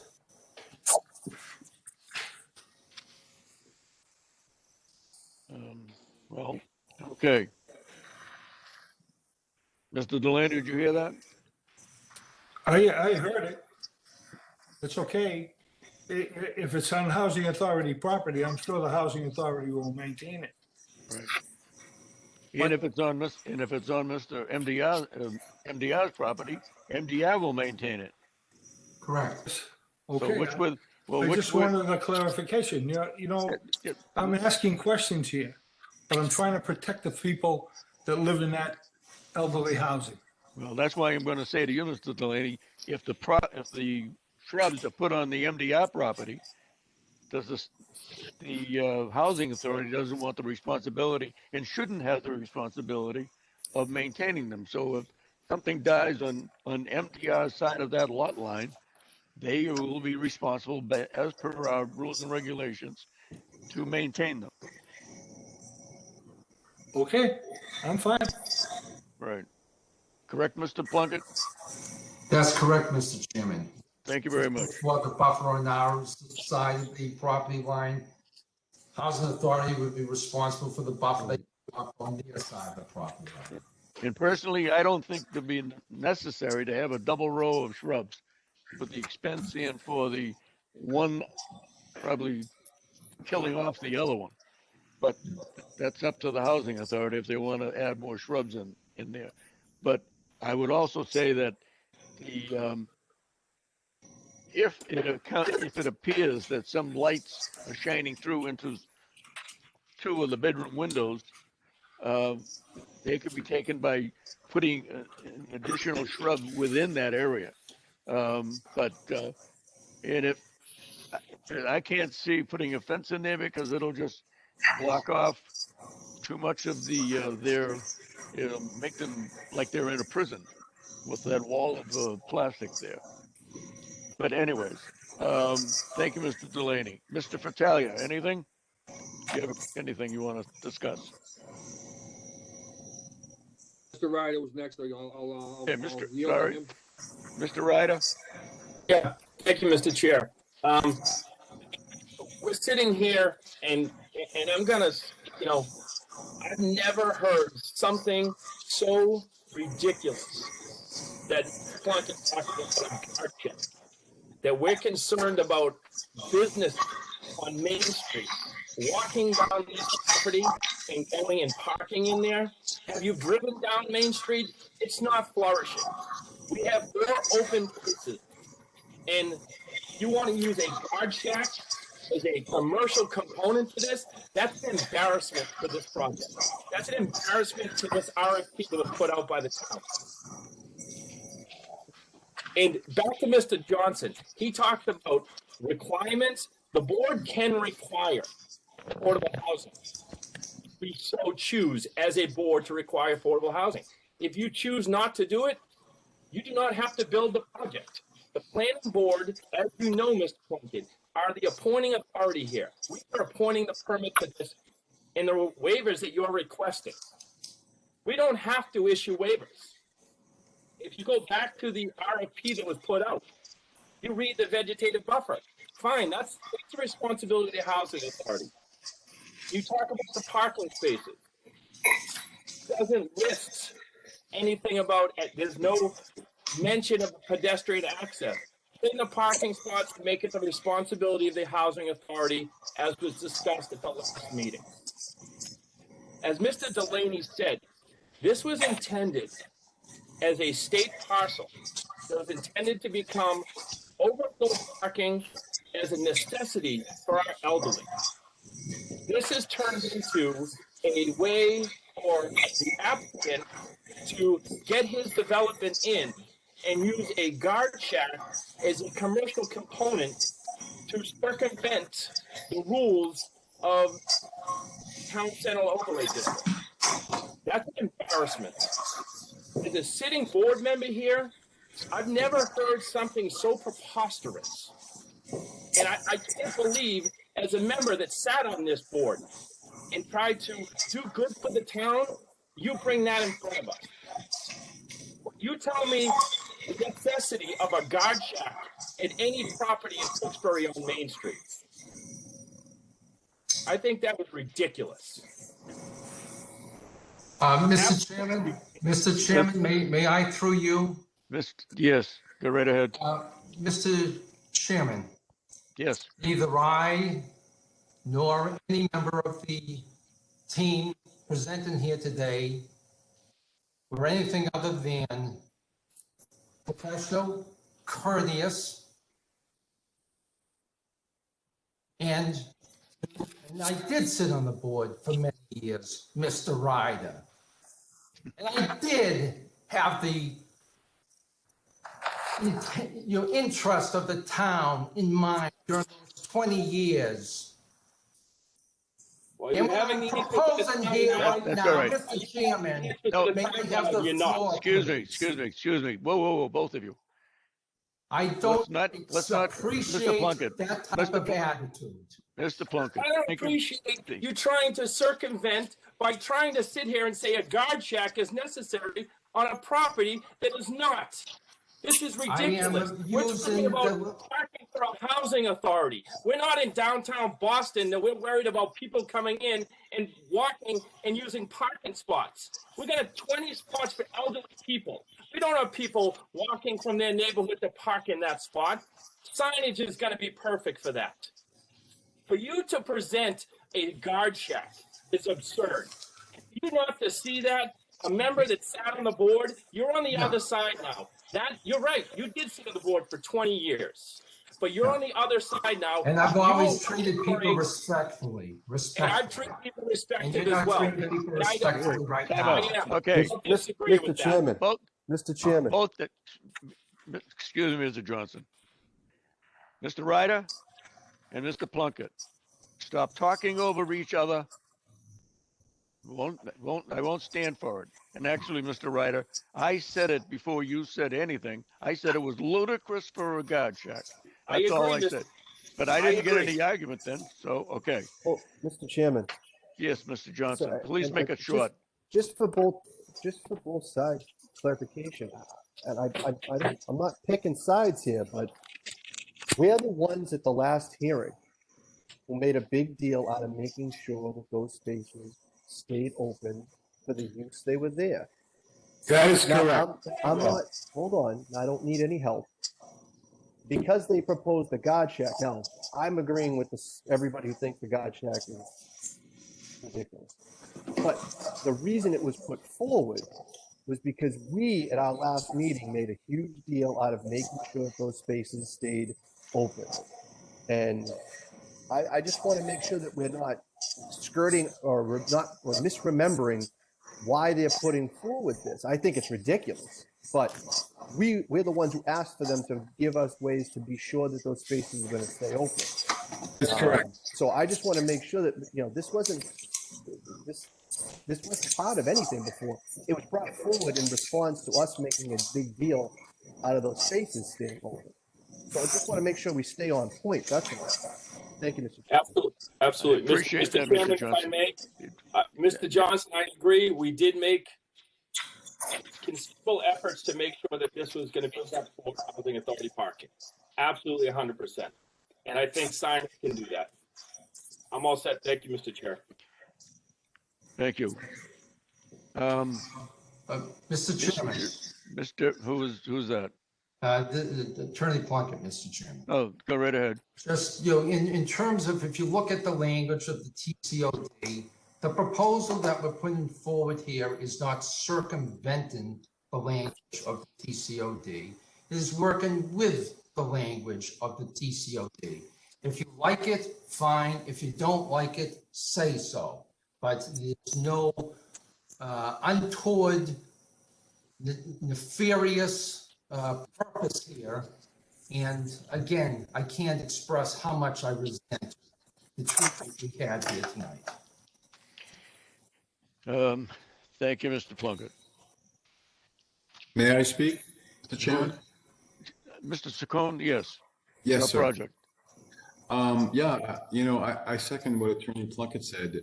I've been working to try and put something together on this property for 4 years now. I've been patient with the town after they voted I responded to the RFP, the town voted to sell it. And I've worked with the town manager, the assistant town manager, the planner, and we've been unsuccessful on getting anything done yet to date. And then we put the concept plan before the planning board, and we got some really good feedback. We had some more meetings. We made modifications. Then we got to our initial planning board meeting, and the entire session was spent on parking. And what I personally was going to do to the seniors, I was offended. I'm still offended. I'm almost a senior myself. I don't even know what we're talking about anymore. I'm trying to build a project here to the benefit of the town of Tewksbury. Yes, the RFP was silent on a lot of things. At the last planning board meeting, they asked me about a fence. I said I'd do it. They asked me about a buffer. I said I'd do it. I know that the RFP says the Tewksbury Housing Authority owns the buffer. I still said I'd do it. And here we are. We end up at a meeting where everyone's exploding. I don't even understand what's going on anymore with this project. To be honest with you. Thank you, Mr. Chairman. Thank you, Mr. Saccone. Has everybody had a chance to speak?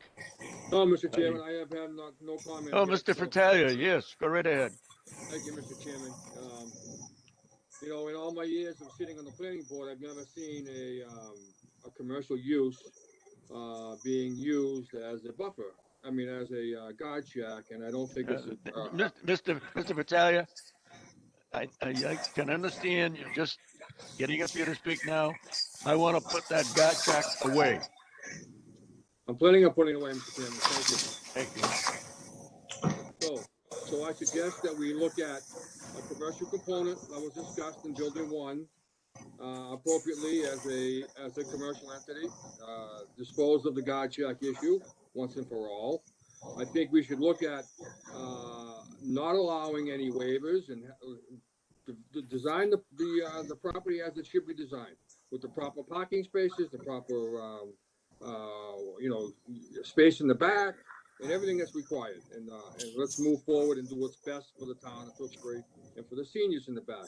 But let's just not forget that without the parking in the back, we have no project here because there's no access for the fire department to use their equipment to go in and do a turnaround to get to in and out properly. So the parking is a very important part of this for the development and for the fire department to get in and get out.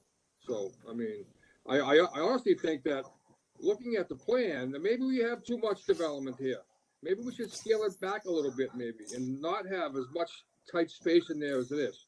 I think we're maybe putting in too many units and leave some open space there for everybody in the town to use. And think of that as well. I mean, there's a lot of people in that senior facility back there that use that police station as a cut through to get to a breakfast spot at the Deli King, or get to a facility like Capellini's for lunch, or get to a walking facility or the bus stop, and not having to go and circumvent it around. So that was always used by the elderly that are in there. And let's not forget who we have to service in this thing as well, besides the tenants. And I can't believe that there's enough parking there for the tenants as well. And there's no way that they're not going to be using that area in the back for parking. In the event somebody has visitors over and there's no parking in front of the units, 2 or 3 couples, 4 couples, where are they going to park? They're going to park in the elderly. So there's a give and take here. All right. So let's not forget that. But, and also, Mr. Chairman, there's a letter here from our building commissioner that I want to keep in the forefront. A lot of issues there, as well as from the town engineer going forward. So with that, I'll end and not try to entice any more arguments here. Thank you very much. Thank you, Mr. Battaglia. And Mr. Battaglia, I apologize for jumping on you, but I think our ears were burning with all we heard on the gotcha. I understand, Mr. Chairman, and no issue at all. Thank you very much. You're welcome. Back to the board. Is there anybody in the audience, Jason, that is called? No calls at the moment, Mr. Chairman. Okay, we'll wait a few seconds. Mr. Street, you heard Mr. Fratalia. Is there anything you'd like to add, say about those? Yes. Well, Mr. Chairman, I think in general, one of the, at least from a engineering site plan perspective, the reason we came tonight was to discuss the size of that buffer and the plants and the walkway. And I just want to make sure I leave this meeting with some, because obviously we're about to make some wholesale revisions here. And I'm not sure if I have a grasp on, is plantings the way we're going? This buffer is intended to be a benefit to those spaces in the housing authority. I just want to make sure I'm on the same page with the board here as we kind of move forward. You had made some mention of meeting with the authority again and Melissa. Yep. But I just want to make sure I kind of close the loop on that in particular from my perspective as the engineer. I think if you read her letter, she talks about setbacks. I mean, about putting building in the setbacks. Well, building in the setbacks are buildings, not plywood. If there's any variance here at all, I think not having 10 feet of grass strip on our side of the, and I'm not even sure if it's necessary, on our side of the lot line is overkill. But I think what do we have, Andy, 4 or 5? Well, so the buffer we're showing right now is 4. 4 feet. But I think the part of the rub is that because those spaces are in theory of municipal use, that there isn't really a setback defined for municipal use. So right. That kind of leaves us, there's nothing for us, a goal for us to hit, I guess, right? There's no threshold to achieve kind of thing. Very good. All right. We have someone on the phone. Thank you, Andy. Mr. Chairman? Yes. I feel like, maybe I'm wrong, but I feel like it's still dangling out there though, like what is the board's preference on the vegetation that they've proposed versus a fence, in combination with the fact that the housing authority's portion of putting up vegetation isn't an option. They have to do it. It says shall, not may. So they're going to have to put something up on their side. If it's the board, and I'm okay either way, it's just if the board's preference is double vegetation, then that's fine, because there's definitely gonna be one, because the housing authority has to put in their side. So there's that, and then what's best on the side of the petitioner's property? Is it better to have some sort of fence, which is what was one of the discussion points last time, or is the vegetation better? I don't know, I just think they're still waiting for us to tell them. Well, I think we can act on what is presented to us on the plan. Andy just mentioned the fact that he wants to sit down with Melissa Maniscalco again, and Mr. Sadwick and whoever else, and Mrs. And Anna. And that way we'll have something come back to us that we can act on. So, But Mr. I don't Chairman- want to tell them to put a fence up. I don't want to tell them to put second row of bushes. I don't either. I guess what I'm saying is are we at least saying that the board will be okay either way if it's sort of the will of everyone? That's I correct. guess what I meant. Okay. That's correct. And I'm fine with that too. Yes. So I don't have a preference of the two. That's That's what I want to correct. make sure. Okay. That's correct. There is someone on the line right now that'd like to speak, right, Jason? Yes, I do. Call. Okay, good. Okay, this is Melissa Maniscalco. I'm director of the Housing Authority. Just listening in on the meeting, and I just thought I would call in and just make a comment. First off, I know you all have a copy of the email I sent earlier today, Right. and I really appreciate Mr. Ciccone approaching me and going over some concerns that we have regarding the development and obviously the buffer and all that with the residents and the parking spaces. The only thing I'm mostly concerned about is we had initially agreed on the 4-foot to cut off the property line for the parking spaces. Once I did receive a copy of this revised plan, I did not realize how close, in fact, the property line was to the actual building and the walkway. So that's still a concern of mine. And so I just wanted to be heard that, I'm hoping that maybe we can come to a little bit more of an agreement to either, I believe that there's a 10-foot setback required to be off the property line for any type of building or development or construction. I'm not sure. So I just wanted to have that be heard, and I'm sure we can have another discussion down the road amongst myself and Mr. Ciccone to hopefully come to terms with that. And then regarding the vegetative buffer, I guess on our side of the property line, that's another conversation that I could have with Mr. Ciccone as well, to go over what would be the best for the residents, because that's my biggest concern. I'm their voice at this time, and I just want to make sure that they get some of their privacy back and, feel like they're living in the type of environment that they've been used to living in up until now. Well, thank you, Melissa. Mr. Street said he wanted to get back with you. I'm not sure before our next meeting, so that they can design a plan after they talk to you again to find out what the housing is going to do and what, if anything, Mr. Ciccone is going to do. So you guys have to get together. You heard what I said about the lights, so that should be taken care of. Yes. Okay. Anything else? I think that's it for now. Just like I said, I want to voice my concern just over the close proximity of the parking spaces to the one building, particularly in the back of the property there. Very good. In the back of our property. Okay. Very good. Thank you very much. I appreciate you taking my call and my time. Thank you, Melissa. Thank you. Anyone else, Jason? No other calls, Mr. Chairman. Thank you. Board members, any other questions at this time? Discussion? Hearing none. Andy, anything else from you? I don't think so, Mr. Chairman. Thank you. Okay.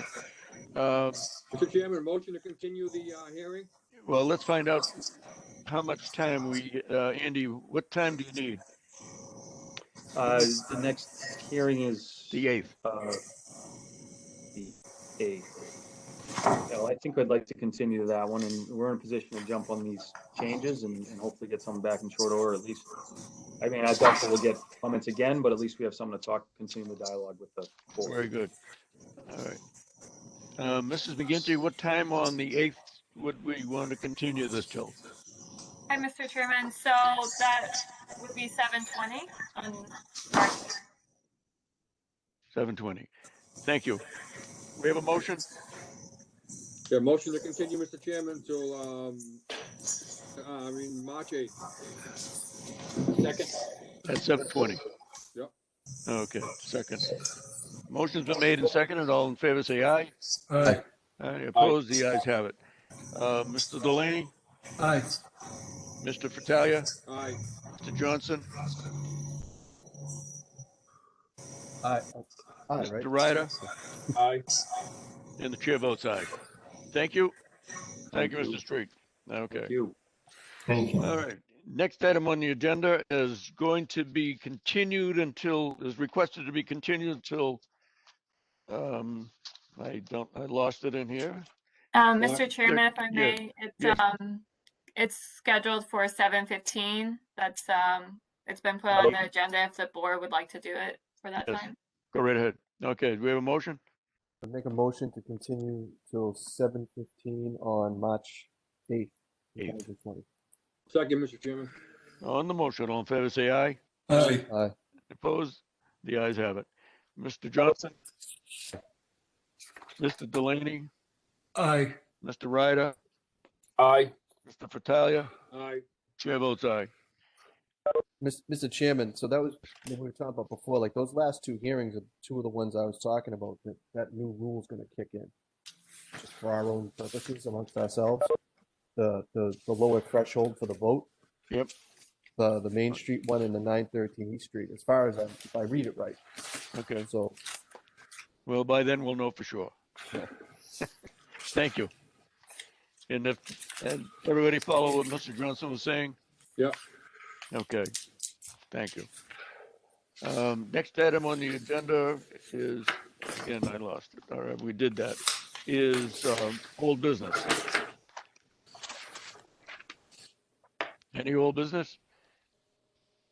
Mr. Chairman. Yes. Yeah, I don't know if this is all, but I originally said that I was not going to be able to make the March 8th meeting. Yeah. Well, my trip has been canceled because of my second shot with COVID, my second vaccine shot. Right. So I will be leaving at a different date. I don't know if I'll be able to make the meeting on the 22nd. Well, okay. We'll miss you. I won't miss anybody. Yeah, right. All right. Thank you. Thank you, Mr. Delaney, for that. Any correspondence? So, Mr. Chairman, there was none for me, but there was a copy of Mr. Sadwick's memo Oh, yes, that's right. That discusses the zoning act changes, and then Yep. I will be issuing another memo, a second memo to that, just explaining the simple majority vote as we discussed tonight. So giving a full explanation of that. Right. to the board. Any board members have any questions relative to what Mr. For the zoning bylaws that Mr. Stadwick gave us? Any questions at all? the only, it's not so much a question, but it's another thing from his and my conversation today. One of the other things he's hoping to find out when they have that municipal meeting, right, is whether or not the new zoning bylaw is going to have to be split up at town meeting, because a whole bunch of the sections are going to require a majority vote. A whole bunch of other sections are going to require a 2/3 vote, so it can't be voted on. I don't think it's voted on as one whole anymore. Yep. Well, we'll have to make sure we get that when we realize what we need, and we'll put it together between Mr. Sadwick and Ms. McGinty. We should have all the answers. Mr. Chairman, I had a comment about some new business that we maybe missed out on. Oh, yeah, sure. You Go sure right you wanna ahead. hear this? Are you sure you want to hear this, Mr. Chairman? Go right ahead. Okay. So, for the record, I am very disappointed in our state powers, state representatives, and powers to be that we don't have a site in Tewksbury that was available to do COVID testing or some of the vaccines. I just got an appointment for a vaccine and have to travel on March 2nd to Gillette Stadium. It just seems to me, in discussions this past week, I spoke to Mr. McLaren at Wamisit Lanes, Mr. Ginsburg at the Country Club. Both of those gentlemen offered their businesses that were pretty closed for the most part as sites for COVID testing and for vaccines to no avail. We had locations like the Kmart at Stadium Plaza that's wide open. That could have been a great site for some COVID vaccine setup, or even the state hospital. We have a state hospital that we service with our police department and fire department on a regular basis. Would probably be able to handle some vaccines up there with staffing and so forth and so on, with parking not that far off of 93. And it just boggles my mind how we may have missed the step on something like this. So our residents don't have to travel to Danvers or to Gillette Stadium or Fenway Park. I know Amesbury or wherever, and nothing that could have accommodated the residents of Tewksbury, Wilmington, Billerica. We have 2 CVSs in town.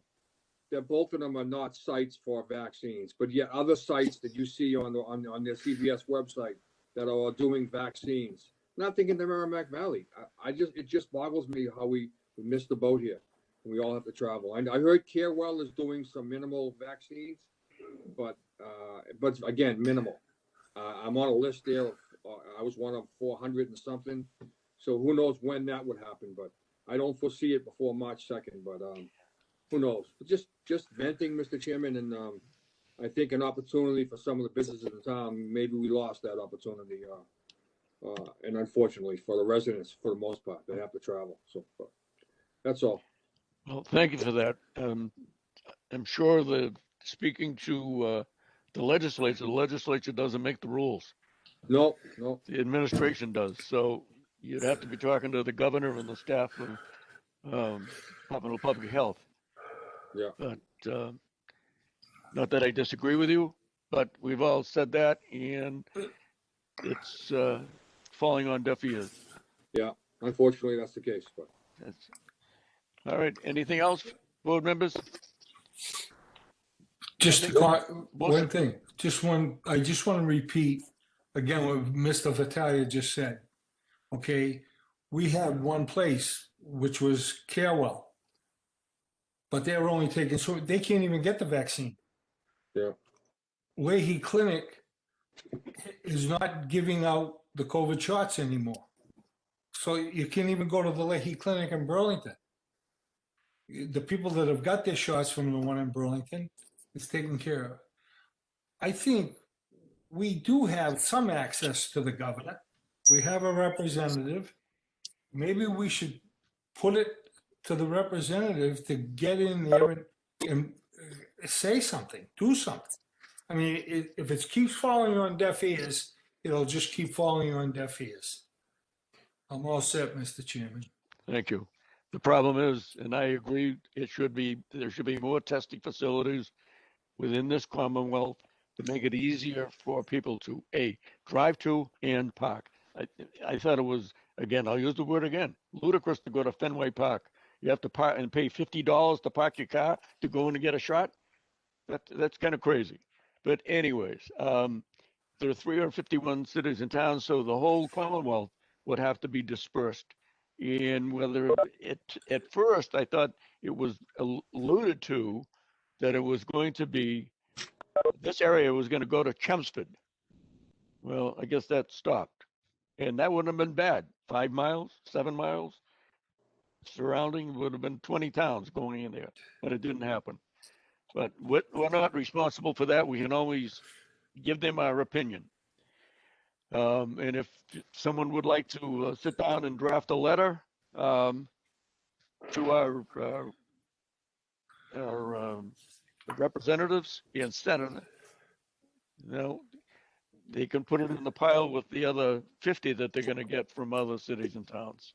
Yeah. And probably nothing will happen. I mean, it's as much as they act on this, and you hear the governor speaking every day, it's not getting better. Yeah. So, but I think, again, not to belabor this anymore, but I think part of the problem is they don't know when we're going to have all the vaccine. We don't know when the federal government's going to make sure that every state in this country has enough vaccine at their disposal to continue this on at an expeditious manner. So, But we have states that are getting the vaccine is going bad. There's places that need it. I don't know why. I talked to one of our board of selectmen, and he was irate, and the whole board of selectmen is irate. Maybe the letter should start from our board of selectmen, because I know that they've tried. They're part of the reason that we even had Carewell to get the shot. It was the only place in Tewksbury that was listed. Okay, we get the Circle Health, they do the testing. But everything is done by appointment. So I don't know where it's all going to end. I kind of stand with all of these. I don't know where it's all going to end, but they've got to do something better than what we're getting now. absolutely. Because they better do it, Mr. Delaney, because if this doesn't end here, God knows how far it's going to go and how long it's going to go. Well, the more people that are unemployed, it costs the state. The more places that are closed, the taxes that are not being paid. I mean, everybody's in a bind. Everybody. Yep. The people that are unemployed. And the only cure to this thing is what we all been waiting for, the vaccine, and now we can't seem to get it. Or the one thing I can say about Gillette Stadium, the parking is free when you get the shot. Oh, yeah, absolutely. Okay? Fenway Park is another story. All right. I think that's it. We have a motion to adjourn. So moved. Have a great Second. evening, everyone. I'm sorry, Mr. Second. Ryder. I said, have a great evening, everyone. Oh, thank you. Second, on the motion, motion been made and seconded. All in favor, say aye. Aye. Aye. Aye. Opposed? The ayes have it. Mr. Johnson, Aye. Mr. Ryder, Aye. Mr. Delaney, Aye. and the last but not least, Mr. Fratalia. Chair votes aye. Thank you, Ian. Good night. Thank Good you, night, Anna. everyone. Thank you, Good night, Anna. everyone.